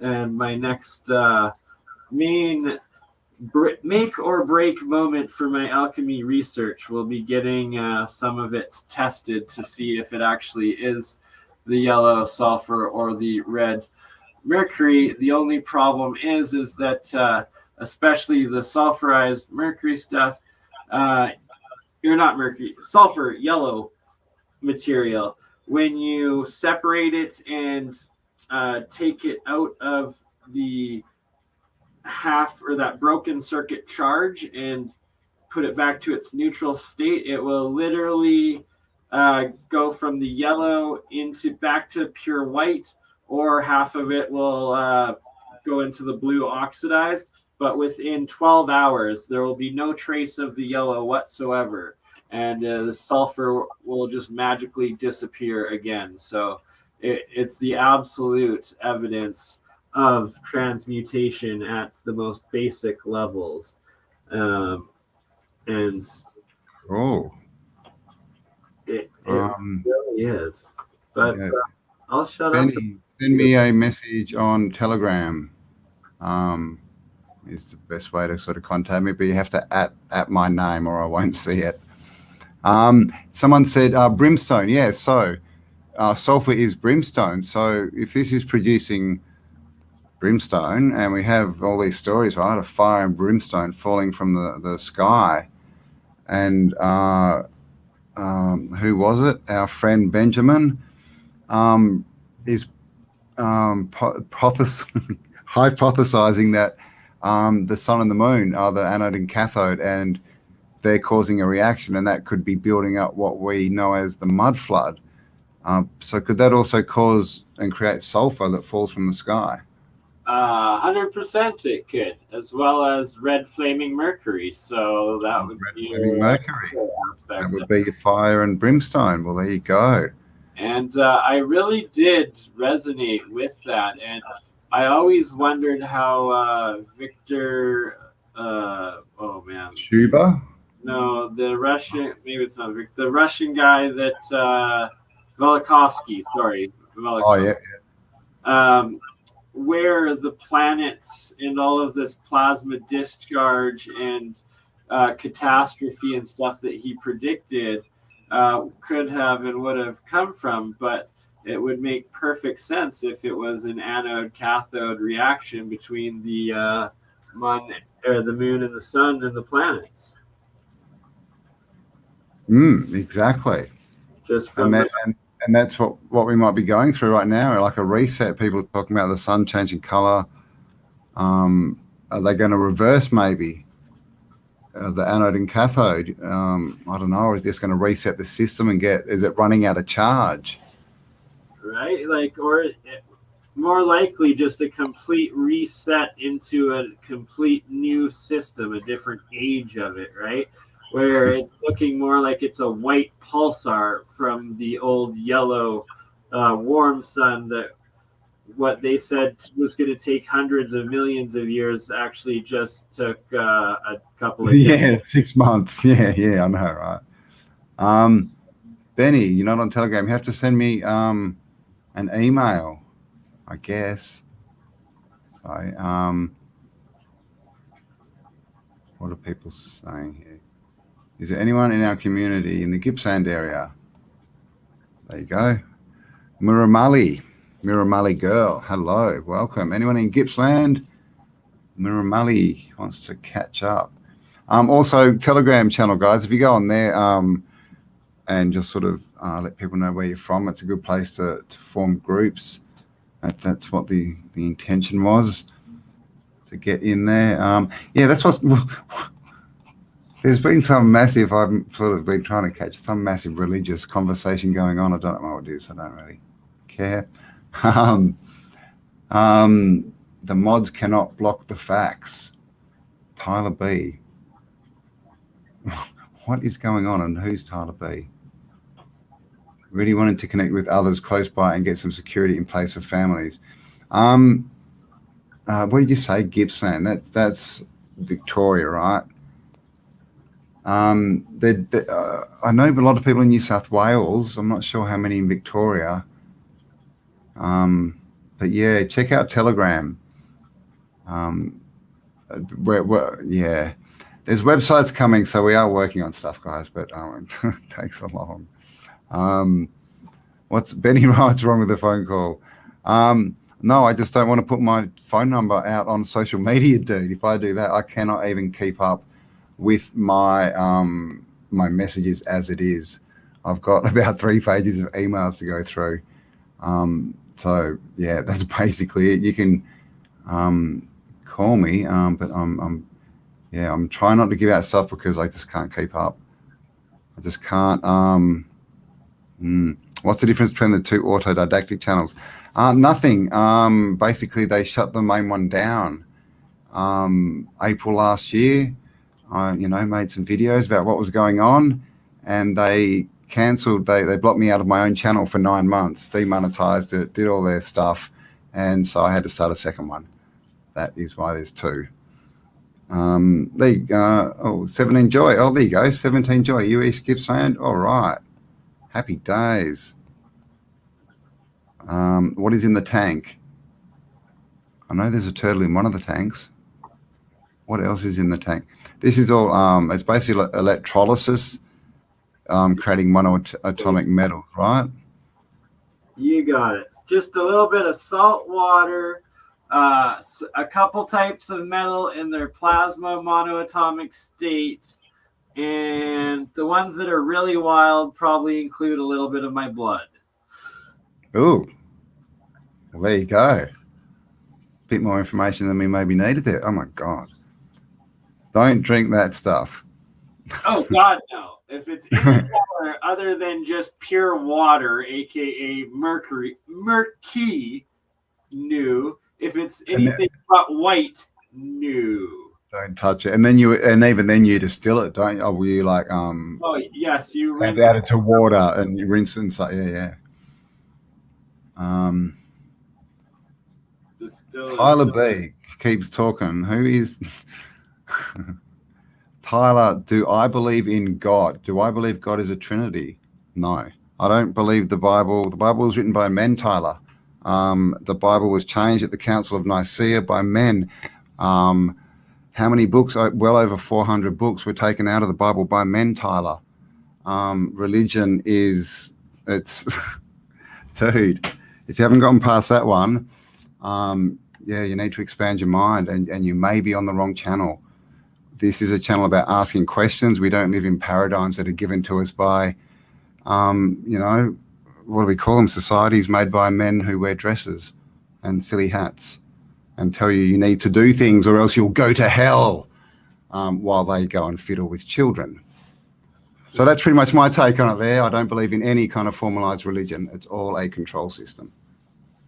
That does not mean I do not believe in the creator, Jesus. Or universe or having a soul or anything of the sort, right? Anything else. Exactly.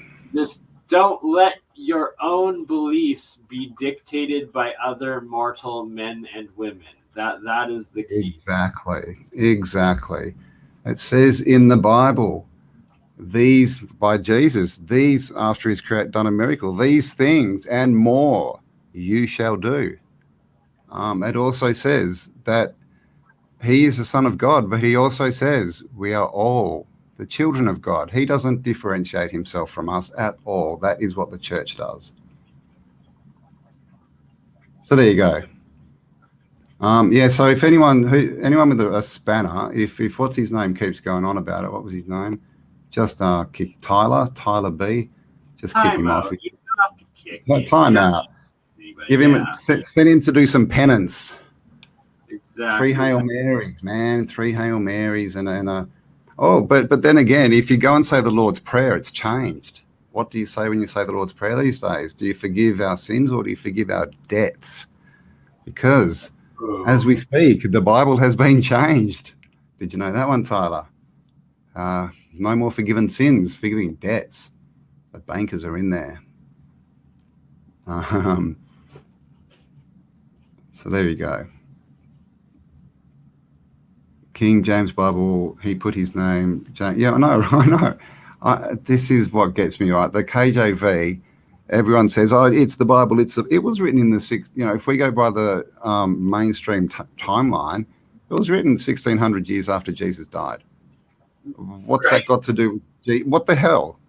Like, are you serious? And his wife and baby's mama was turned into a hooker, and do you think that that much distortion? What else? It's just madness. A little context for what you guys are watching. This is silver and copper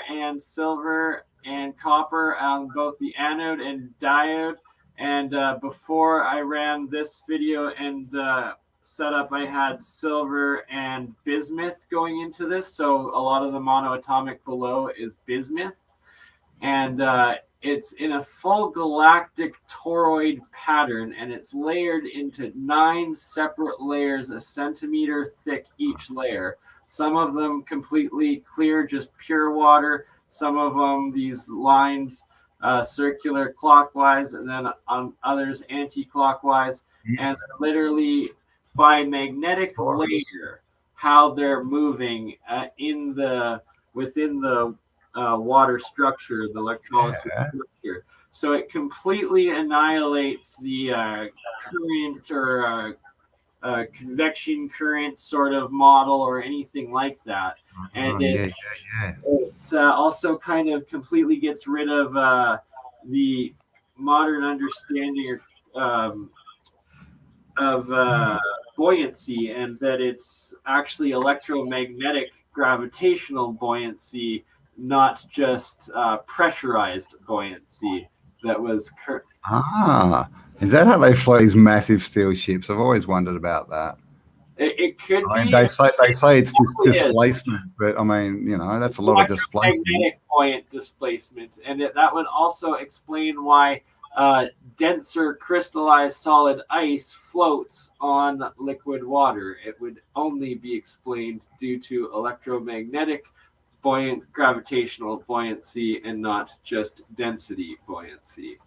Nice. There you go. But what I find really cool is how there's like these group of clouds. I'll play this one more time. And if you watch right underneath the lid there, there's like these 3 spots. And they look like little clouds. They are little clouds. Just watch them, how they move like the clouds do above us over a disk plane, may I dare say. And lastly, the floating bottle cap on top. Why I keep moving it, and what's crazy is how it keeps centering itself right in the middle of the 2 plates, no matter where it goes, and it will not break the surface or anything, or go and touch anything else. Only to the middle is it in its homeostasis. And so that's sort of proving that it's fields, not current flow. Yeah. So you see these clouds just shooting off down at one perpendicular angle, and then underneath them, directly underneath them, another current of matter going. Oh wow! Yeah, cool. Opposite direction. And the clouds are moving. Yeah, cool. And in a straight line, and then it goes to the toroid around. But it's that there's no convection current or buoyancy current explanation that could possibly ever describe the physics that you guys are seeing in this. But it makes sense, because as we know, everything is energy, and in a physical world, things would have to be fields. They have to be things that can hold their shape and their whatever frequency or whatever. You know, they can't be in constant motion, or else you don't get solidity, do you?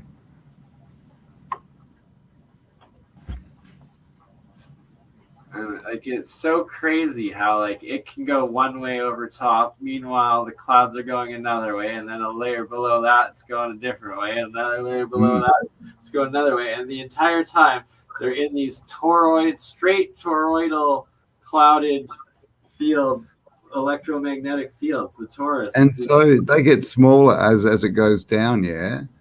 Like, Yes. does it look like a caduceus? Yeah. Here, I'll show you some that kind of do look like that as they spiral. It sounds like it would, you know, sort of be like... It's self-organization and self-entropy into the smallest point, right, where it's breaking down. It's organizing, structuring itself into the most harmonic, equal distance point to infinity, I guess, if that makes sense. Yep. Wonder if energy emanates from the salty ocean, a chemical reaction. It's probably acts more like a salt bridge, yeah? It's an electromagnetic reaction, but yes, it sure does. The oceans are the largest battery, well, in our realm. In our realm, yeah, that we know of.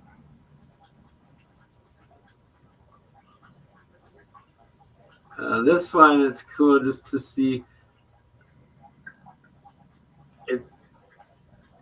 The viscosity changes so much. It gets so dense and thick, and it's just pure. It's all you're adding is electricity. It's just salt water. Like, it's not like you're putting like 10 pounds of gelatin in or anything like that, right?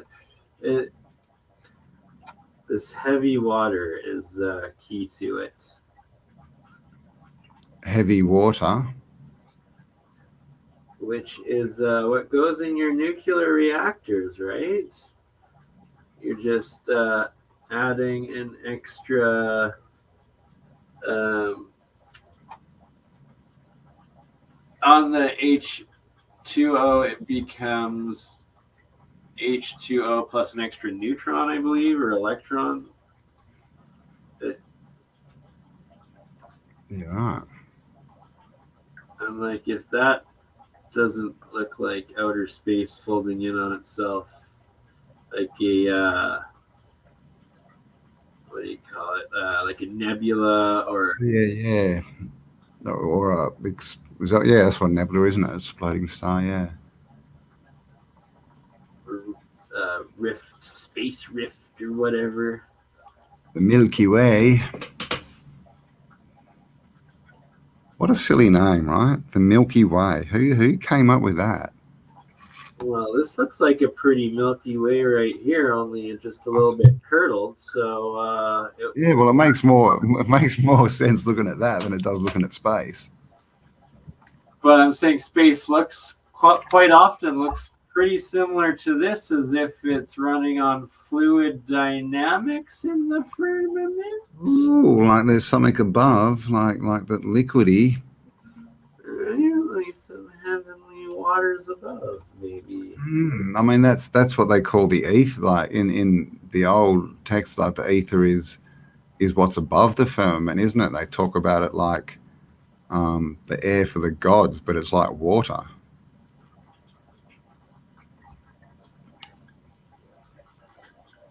So who knows? And if there's water up there, is that what the flood is, or is that? I don't know. What's going to happen in a few months, Bernie? Something big's going to happen. I've been saying that for a while. We're all going to be free. There's going to be a real reset, and it's going to come with building your own UFO, because I know that's what I'm doing. Building your own UFO? Heck yeah. It's what Keshi's been teaching for years. It's what the alien scientists in APEC are now dedicated on, and I think it's about time. I'll let them take the test flights, though, you know. Just replicate what they're building, and then let them try and fly it first.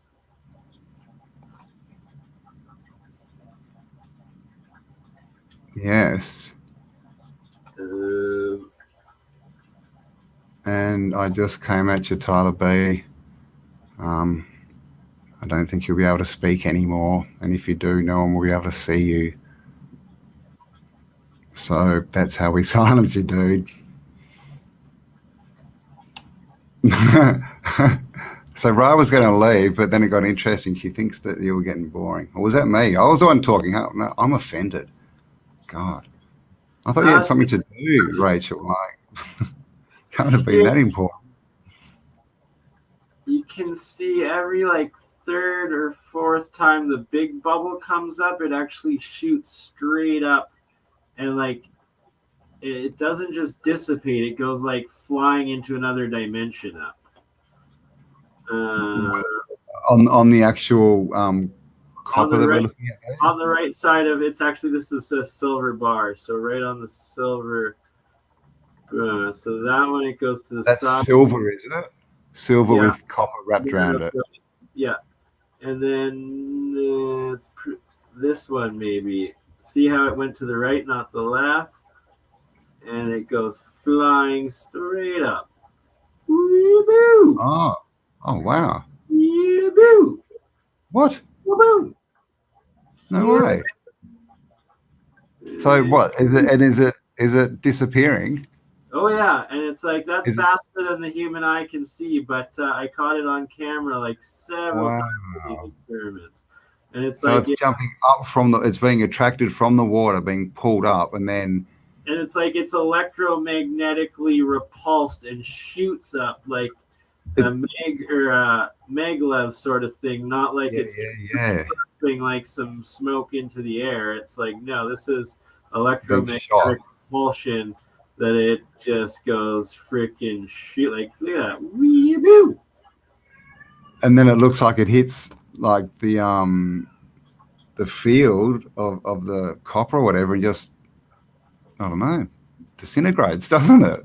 I mean, it maybe just evaporates. And keeps shooting up. It's boom. It kind of looks like a UFO almost. How they go in It does. That's just ridiculous. Boom. Oh my gosh, the cat's going off again. Oh, and my dog and your cat are having a chat, I think, Burn. Yeah, they are. Wow. That is cool. Intercontinental cat and dog chase. Yeah. I wonder if they can understand each other's accents. What Isn't you it talking? funny? I've never heard a dog bark in an accent. But I saw this video the other day. Gosh, it was. Oh, thank you, Rachel. Yeah, I'll give you a call soon, Rachel. I've been very busy. Yeah, I was watching this video. These people went and they rescued a dog, and it was a couple of years old, and they couldn't work out. Like they're going, this is a really smart dog, but it acts really stupid. And after a few days, one of their friends came over who was Spanish, and said something in Spanish like "sit" just in conversation, and the dog sat, and they went, "What?" So the dog spoke Spanish. They had to learn all the commands in Spanish to talk to the dog.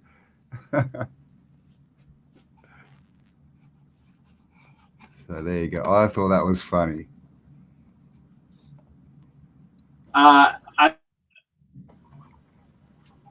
So just be careful if you're going to go and adopt a dog.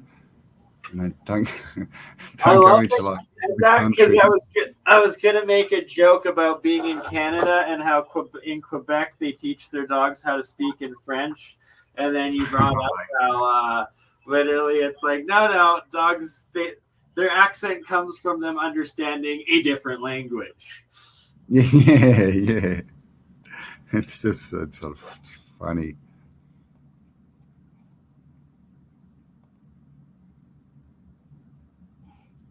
Oh, I think we froze. So what were you talking about armor before? That was more of the conversation. Hippie Shake, you want to share that video again? And we will. You gave me. Yeah, I've got it up somewhere. Where did I put it? Oh, hang on. That's my video. That's God, that's not the right one. Because I've been looking at armor, and I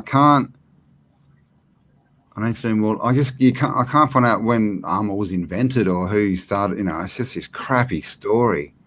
And then suddenly they're making more intense the metalwork and the crazy the weaving and the actual and fully covered in decoration or decorative work, and the helmets there's no way you could see out of those. If you're in a battle, you need to see everywhere. You need your peripheral vision, and they've got these helmets on, and some of them don't even have eye holes in them. But what are you talking about? You know how like you fog up when you're like wearing like a helmet and like it all, and then like it slides around, and then it's extra awkward and it throws you off balance, and you can't see and you can't breathe, and then you're just in your perfect fighting outfit. It just exactly so much logic. And it'd even affect your balance because you wouldn't be able to hear properly, so your balance would be off. I mean, and some of them even have like the hands, like the gauntlets, like with a hand, like with fingers. It's like there's no way you're holding a sword with that. Like, I wonder, I don't know. Were they robots? What were they? Were they? No. Were they metal suits for other entities? It was an automaton. An automaton, yeah, like a robot thing. You reckon? No, it's not a robot. Okay, it's not a dragon. It's a dinosaur. All right, it's not an automaton. It's a robot. All right, it's a drone. Okay. Yeah. Story straight for what reset era you're living in here. Come on. I've been looking. It'd be good to find a picture of something with something inside it, but there's also the Medici statue, of is it called the Headless Warrior or something? But it's got a big like parasite worm thing coming out of the suit of armor. Hey. Have you seen that? You haven't seen that? No. Hello, Stargate. Hello, Parasite. It's freaky. It's I'll see if I can find it. Medici. Oh.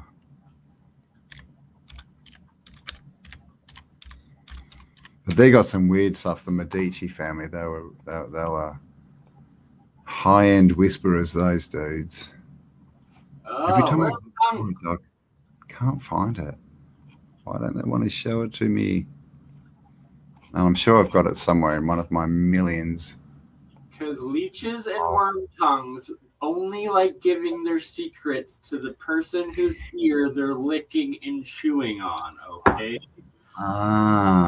If they tell you their secrets, then you're just about to be supper. No, I can't. Yeah, it's a hidden one. They won't show it to me. But some of the armor out there that is just absolutely ridiculous. But I mean, the best one is, I think the best suit of armor is the Black Knight. Black Knight's good. I like the Black Knight. Come back and I'll chop your arms off. No, I'll bite your ankles. Black Knight, what? The Black Knight, come on, Monty Python. I am a brave Black Knight. I'm old enough. I was just so poor I didn't have cable as a child. Have you not seen Monty Python and the Holy Grail? I think I need to. It's one of the best history documentaries you'll see. Fuck. Why did you deprive me in school? You've been deprived, man. I thought I was part of the Commonwealth in Canada. Yeah. Camelot. It's only a model. Shh. It's very funny. And they can't afford horses, so I shouldn't give it away. Real worm, 17 joy. Yes, I agree. So that's the thing, right? With armor, could they have been mechanical vehicles, right? Mechanical suits, metal suits for, other beings, worms. Because, of course, right now, what are they doing, right? Pumping those tubular graphite things into people.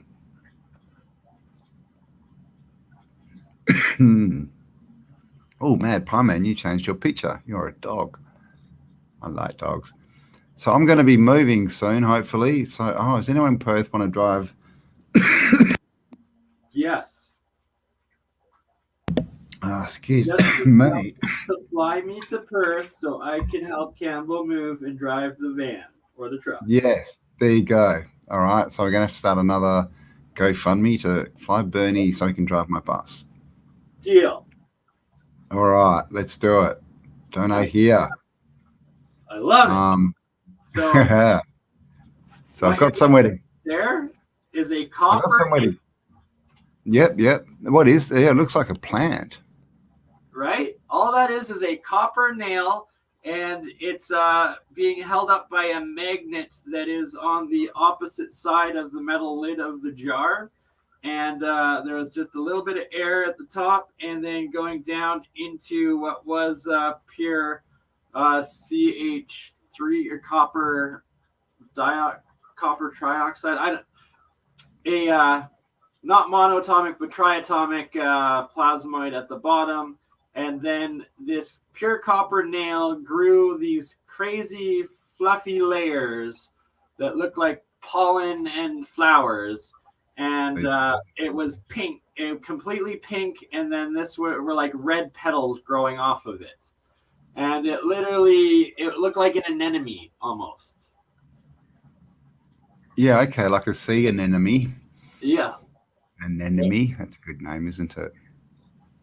It was absolutely crazy. The stuff that metals actually do when they're in the live red, I guess it goes red to pink. They're live when they start turning red, and then they're transmutational when they're pink in their crystalline state. But they call it live, and it starts acting like it's actually alive once it's in the pink or red state, and then the pink crystalline state. It will stay alive.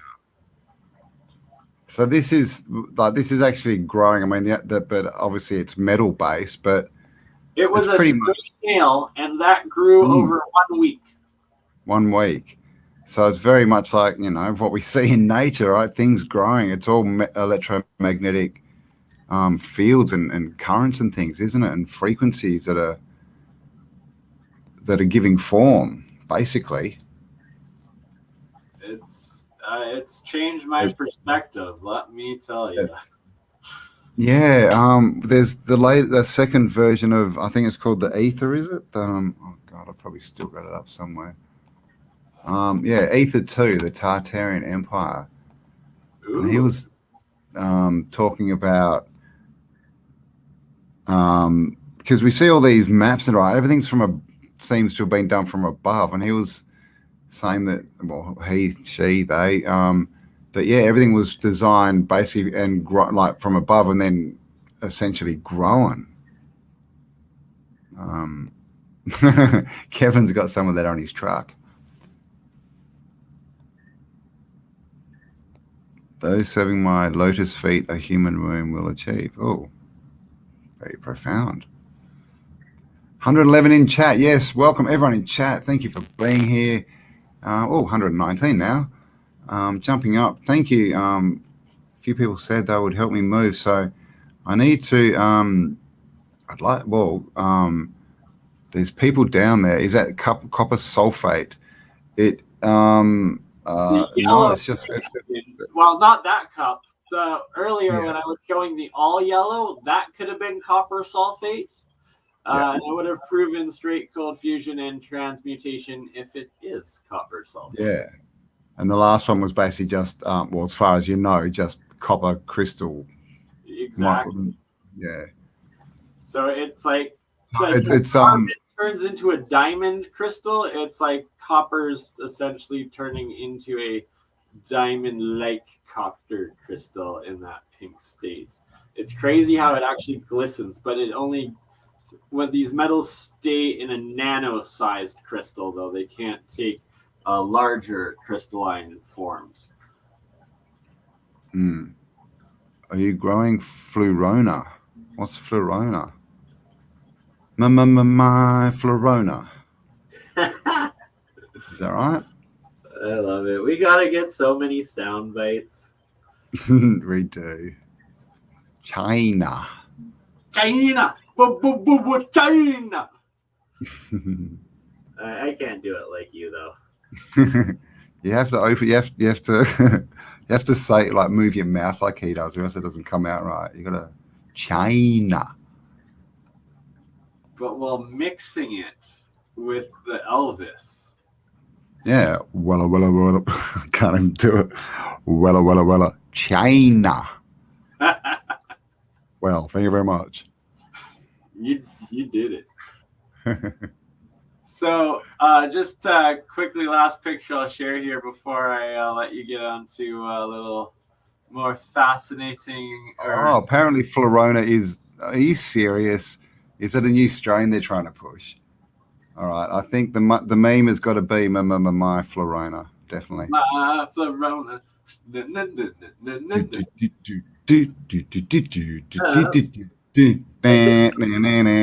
If you can see this top layer of the water and it's growing down kind of like algae or something like that in the jar there from where the on air the top down, yeah. Yep. So that literally grew out of nowhere off of it came from the copper coil that's on the right hand side there. It was all white, and it was these tubes that were like flower tubes that then kind of like turned into what looked like sea monkeys.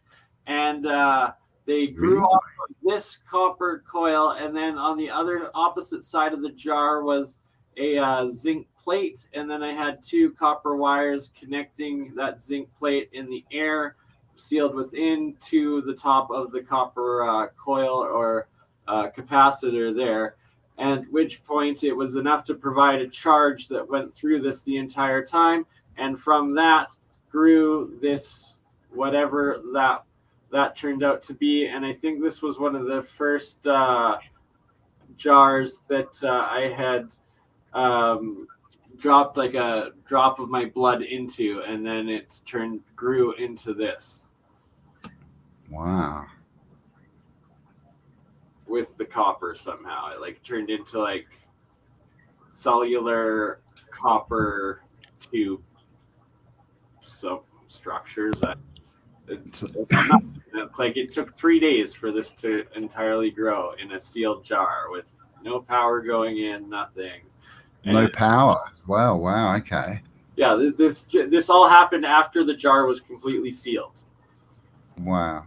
So, and that's basically proving transmutation, right? Exactly. Or something more than, much more than a simple chemical reaction. That's for darn sure.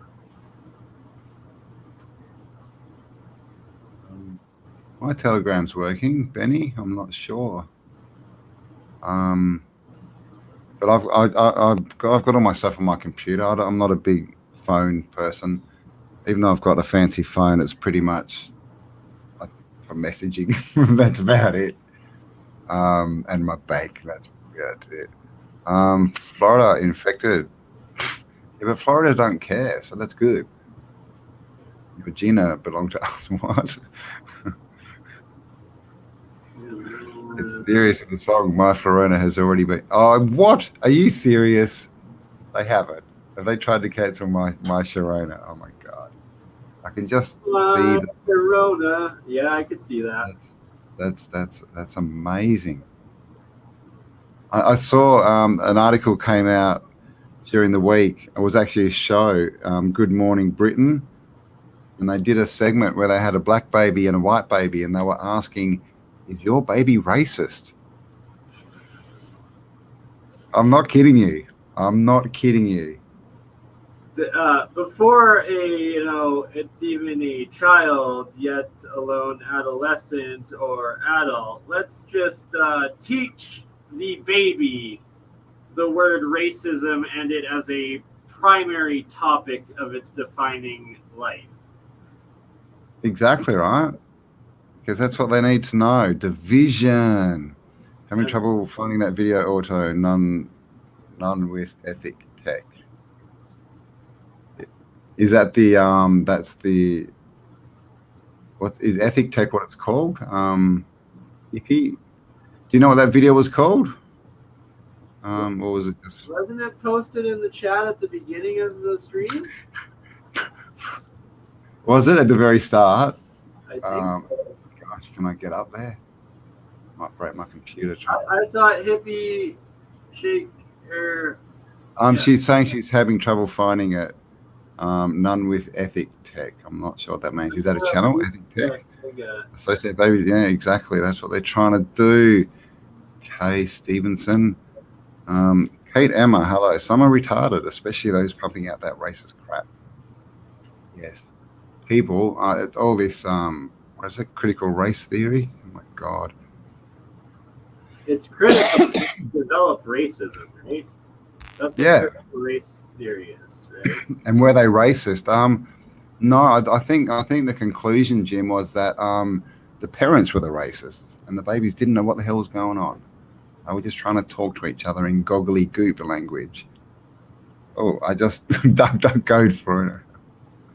Is it bad? Got big static charge off my cat. Also out of character. Oh, cats are going weird. My cat's always weird. It's Photos, not Photon. I have no idea what you mean, Mad Pie Man. I am going down south to a place called Greenbushes, about half an hour inland from Margaret River. I'm going to go live in the bush for a while. So I've been sort of putting it off because I'm still only one-handed at the moment. And so now I need to pay someone to finish my bus because I can't do it. I need someone to put some sunroofs in for me. So if anyone can put a sunroof into a bus, like a skylight thing, I have them. I just need them put in. I have a cat too. My cat is 21 years old and deaf. Babies are only offended if you don't feed them. I know, right? Amiga. There's another one. Oh my God, Darren. How many are we getting 2 a day now? Calling me. Okay. Okay, thank you, hippie. If I hear the word racist one more time, I'm going to lose my mind. I know, right? My parents were racist. One was into swimming, the other into running. Ha, ha, get it.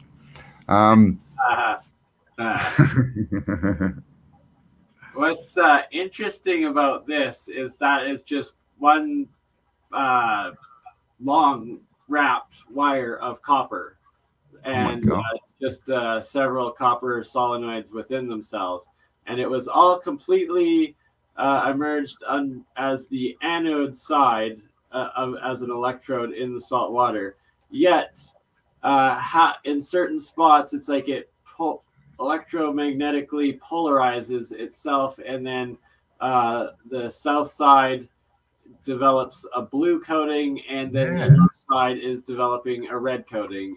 Copper, and this iron and copper, is oxidizing a little bit. No, there's no iron. It was straight copper. It's all copper. Okay, so it's just wow. And it's that they were taught that the south is blue and the north is red on magnets, but we're never given any context to the colors of those poles or why. Yet it's in these natural coils that nature itself is the one that is doing the color coding of blue and red. And blue and red, of course, is everywhere, right? Blue and red. Your ultraviolet and your infrared, the two opposite sides of the spectrum. One's going infinitely smaller, one's going infinitely larger. Yeah, the blue bloods, the red bloods, all the old wars were the blues against the reds, all the flags. It's everywhere. And it's like, why can't we just all be purple and get along? Why can't everyone the Queen's purple? Live royal life? But yes, I agree. We'd just be so much better if everyone was purple. I agree. But then we have all these stories, right, about the blue beings too. You're right.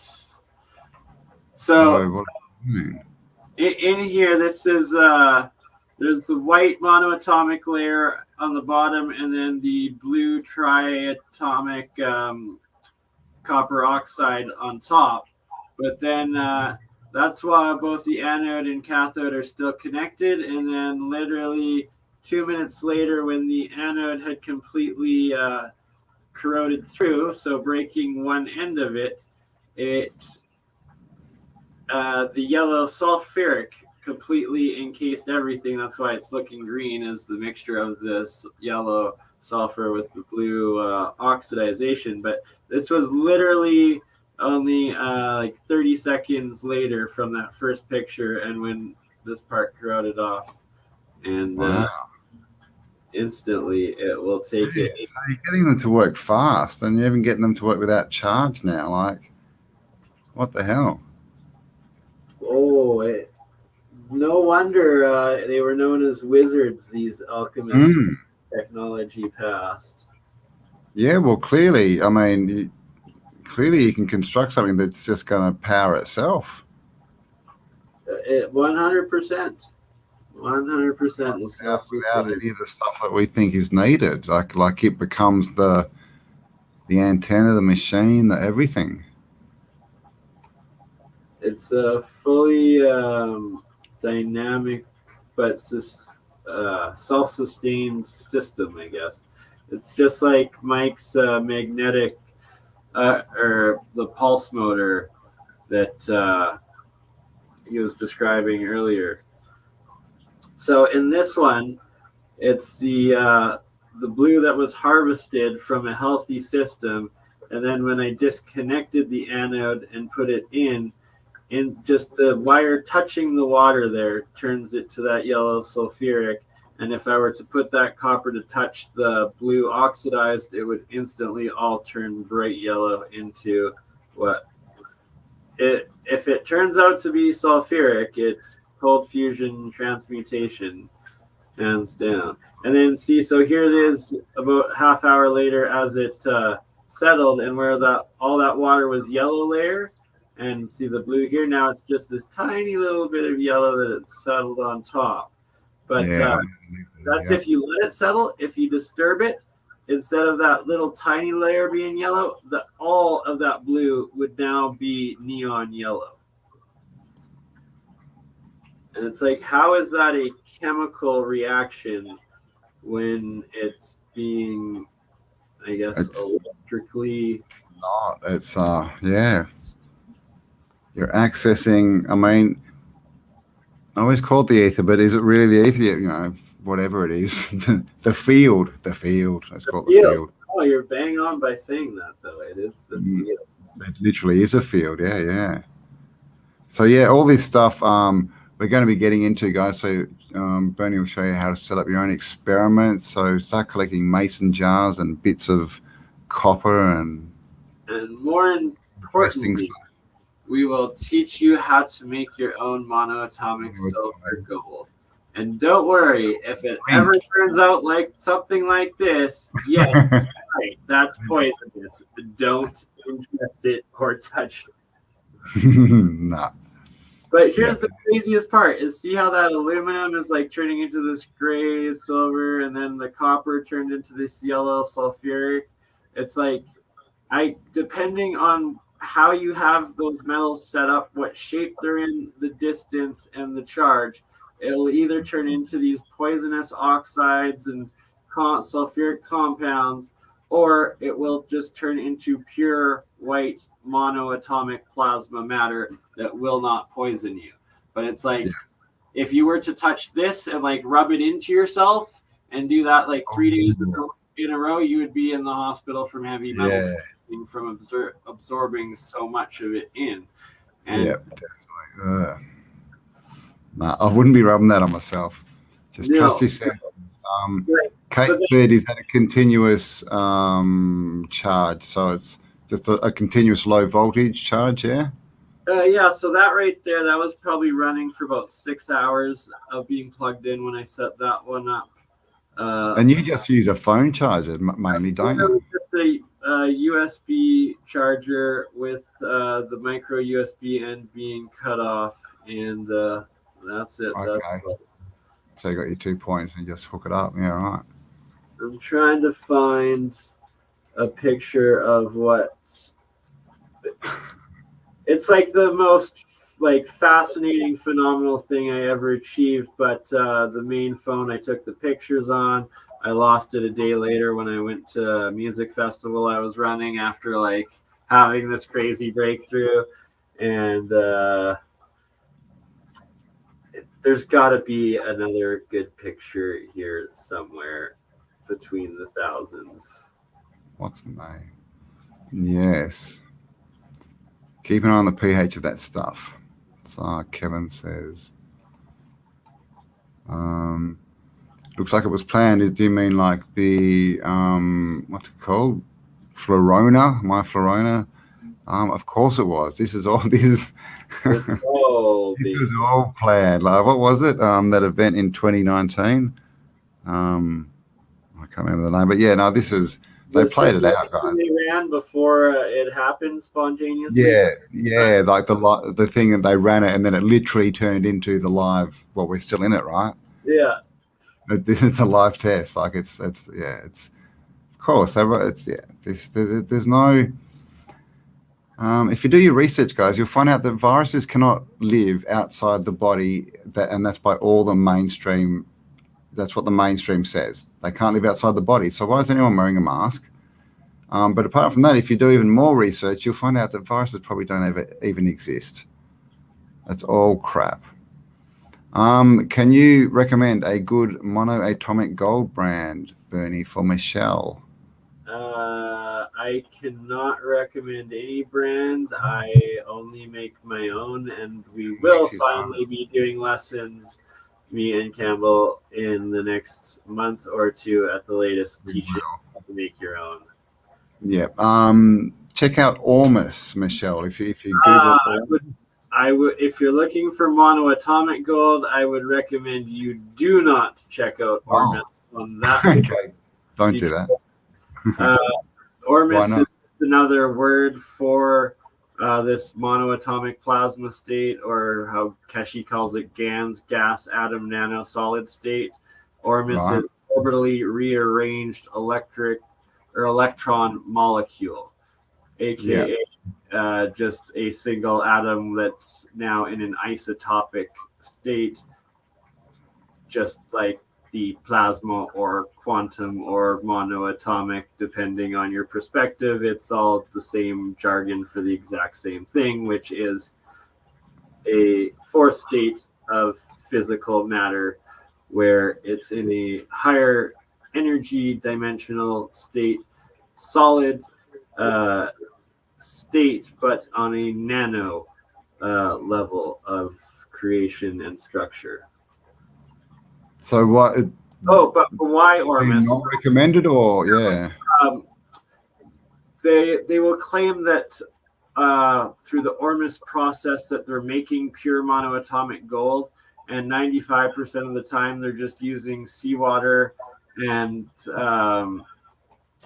a reaction with the seawater, which they're producing this white monoatomic stuff, but they're claiming that it's pure monoatomic gold. And it's like, no, that's literally every single element that was dissolved in that ocean water, including the most likely higher levels of toxic metals and pollution that was in that seawater. Unless like you're out in pure pristine nature, then you're going to get a balanced seawater of minerals. But regardless, it is anything but pure monoatomic gold, and it's probably 1 part per million gold. All of the others that are in there as well. It's all pure monoatomics. It's all pure plasma state matter, but you have no idea the ratio of what you're getting or what you're actually getting at all. What else is in there? Yeah. What we will be teaching is you're literally just taking pure gold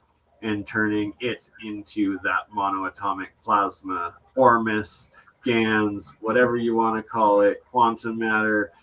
It's single atom plasma state elements, but it's that we will show you how to turn that solid metal gold element into the pure fuzzy white monoatomic plasma element gold. Yeah. All right, so there you go. So yeah, even the colloidal silver that they sell, that's like, I mean, it's so got such a low percentage of stuff in it, it's not even worth. Some of it though, it's like if they don't refine it, there's lots of them that are doing the exact same thing that I'm doing. So, and some of them even more refined, better than what I am. So I can't say that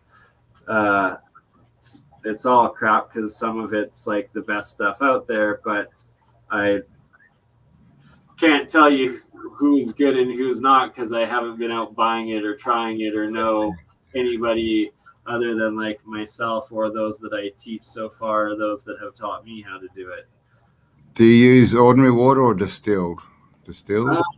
You're supposed to. I started with distilled. You're supposed to use distilled, but after doing it for 10 years and swapping out the regular water, I try to use spring water if anything, but they say to use distilled as long as there's not any excessive like mineral concentrations to the point of it being risking of toxicity where your local water is. You should be fine with using your local water.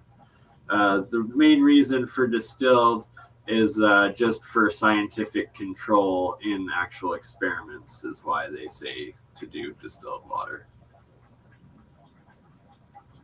There you go. I'm so angry I can't get a picture of what I want to show you. Yes, I am Chaos. I definitely used to consume gold, monoatomic gold, all that kind of stuff, but mainly just for the ruling class, right? Okay, Cam. Oh, okay. You gotta take that comment down for half a second, or all comments down for half a second. There we go. Those are the 2 plasma balls. Those are the 2 Tesla coils I was talking about earlier with the video. Oh, yeah. So those were right below, and that's what I theorized was shooting up those particles in a photon-like manner of like a photon gun that were in the old microwaves and stuff, but Cool. televisions. So I'm pretty sure Tesla coils or plasma ball Tesla coil combination gives you an actual beginnings of a photon or particle gun like Tesla talked about. Nice. Yeah, we could use a few of those at the moment. Pew pew pew pew pew pew. Come around knocking on your door with pointy things. Just shove a Tesla gun in their face. No, Actually, I mean, you could just run out with one of your experiments, Bernie, and throw that at them. You know, one of the like that one. That is, get away! I have heavy metal poisoning, and I'm not afraid to use it. And Bernie goes to Guantanamo. And he gets monoatomic gold water dripped on his forehead. Drip, drip, drip. Isn't it funny how they drip it right on the third eye? Right? Not funny. It's probably not funny at all. But it's a good point of pointing that out, though. Mm. The old world has gone traps. Who wants to see The old world had gold taps, gold sinks. Yeah, good point. Also, cutlery. I remember I got taught when I was young, because I was like, why do they call them blue bloods? And the story I got told was, it's because they use solid silver cutlery, and when they and it wears off of their tongue and makes it look blue, and I was just like, I got told that when I was like 7 or 8, and I was just like, what? So I don't know why he made that up. But I mean, it probably, that's the thing. If you use proper solid silver and gold, you would actually be taking micro amounts of it in all the time, wouldn't you, when you're using it? Yeah, well, you are always with every metal that you're using or touching, Like or stainless steel. So yeah, that thinking about our cutlery. it's that you want it to be taken in the monoatomic plasma state and not the oxidized particle poisonous heavy metaling state.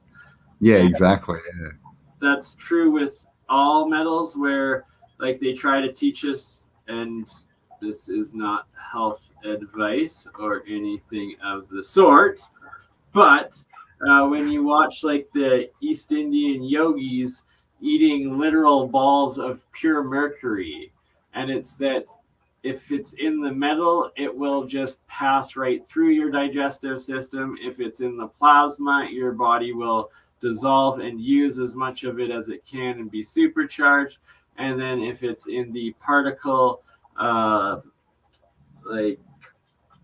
particulate states and what mineralized states, it will collect and accumulate in extremely fast timeline and be extremely deadly, poisonous, and harmful in a very short amount of time. Mm. Like within days at your longest, if you're absorbing pure particles of these metals in their oxidized states. But as long as they're in either their metal or their plasma monoatomic, they should be, in theory, either harmless or healthy. And just in that in-between point is it extremely poisonous and you get that heavy metal blue death. Yes, definitely. Kevin says now people are eating bugs on a spork. You know, when I was raised, I was taught they were called splades, not sporks. What? A splade, you know, it's like so much more spoon, a spoon and a fork, and it's got like a little knife edge on one of the edges. It's like all three utensils in one. A splade. So much more sense. Yeah, man. Do you call them sporks? Do you know what I'm talking about? 'Cause I think in the US they call them We call it spork. spork. Yeah, Spork. that's weird. Spork calling awesome. Spork calling awesome. It's just spork is a funny word. Spock. It's too much. Very alien, right? This was one of my very first experiments. Oh. And it is a pure copper Magrav coil on the anode side, and it's a pure silver coin on the cathode side that you can't see in there. And there was just about I guess about an inch of this sea salt that was left in here. Oh, okay. Is that a plant growing in there? That's what it looks like, doesn't it? It does. That's water, silver, a copper coil, and Wow. Epsom salt was the type of salt. Oh, okay. Yep. So look at that. That was when it starts, and then it keeps growing.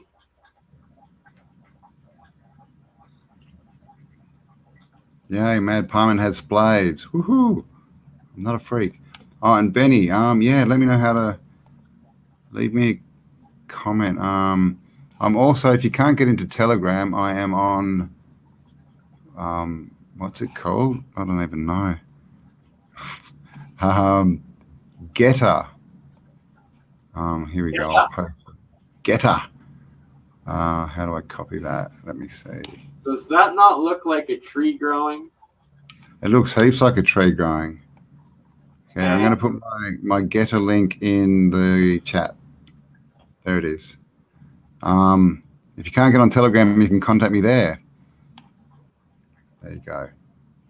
So you got about a 1-inch white monoatomic layer, and then about a 6-inch below that oxidized copper oxide layer, and then the top like 6 or 8 inches that is just pure water exclusion zone that actually has none of this monoatomic or plasmoid stuff in it.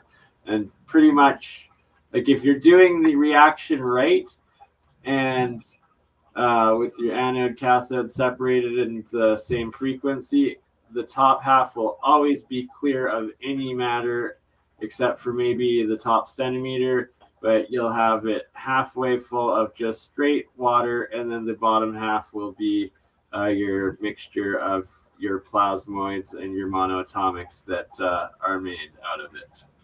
That is bizarre. Nice job. Well done, though. All right, we're coming up to 3 hours, Bernie. Or you are. I'm not. I'm coming up to 2 hours. So I might have to jump off there. So I guess we should wind you down with a little. Yeah, I've got some editing to do, and I don't. Well, and we got to talk private for a minute on. You had some crypto questions. Yes, definitely. Hooking up the Odyssey in or whatnot. Cool. Yeah, coolios. All right, so there we go. Oh, hang on. What's Benny saying here? Cold pressed organic castor oil. I've got some of that. Ooh, 1 to 2 drops, 90 days. I've done it. What? In your eyes, like 1 to 2 drops in your eyes for 90 days. Cool. I'll give it a go. I actually have some, and I've just. There's so much cool stuff out there, like natural stuff. I'm starting to learn lots about it. So, guys, thanks for joining us. Thanks for being part of the experiment. We're going to get going now. It's been 3 hours, but we will be back. And the 24-hour is or the 48-hour stream is being worked on. So that should be up maybe by the end of this month, early next month. We'll see how we go. 2 weeks from now, it will be up for the next day. 2 weeks. Oh, there you go. We've got a date. 2 weeks. Happen. So there you go. And as we go out, for anyone that's interested in starting to produce and collect their own HHO out of salt water and just a small amount of current. This is literally just a phone charger plugged into a USB block into your wall, cut into the positive and negative. Your negative is this end that is it looks like it's steaming or misting. That's pure hydrogen coming off of it. So what you would do is you'd cut a 2-liter bottle, you cut the bottom off, and then you'd put the top the bottom, you'd submerge the cut-off bottom going into this water on the cathode side on one, and then another one on the anode side, and the wire going up the top out of the spout obviously into never mind, you take it out the bottom. How do you get out the bottom? But yeah, you would have a tube going to whatever you're collecting your gas in pressure. Collecting chamber. Yeah, exactly. Yeah. And that's how Mike's running his car. So, you know, if the fuel prices are getting high up where you are, we'll get into that and see how you can. This is a 2-year goal. Close your ears, YouTube. We're not saying this, but yes, you can run your car off water. But you did not hear it from us. Don't cut me, YouTube. All right. So, yeah, that's coming in the future. So there you go, guys. Thanks for spending some time with us. We'll be back next week, hopefully. I'll probably be up before then, no doubt, with something. So check out all the links below. Go check out the Crypto Alchemist. Subscribe, like, share, all that kind of good stuff. And we'll talk to you all on the next upload. Bye for now. Hold on. Hang on. Hang on. Oh.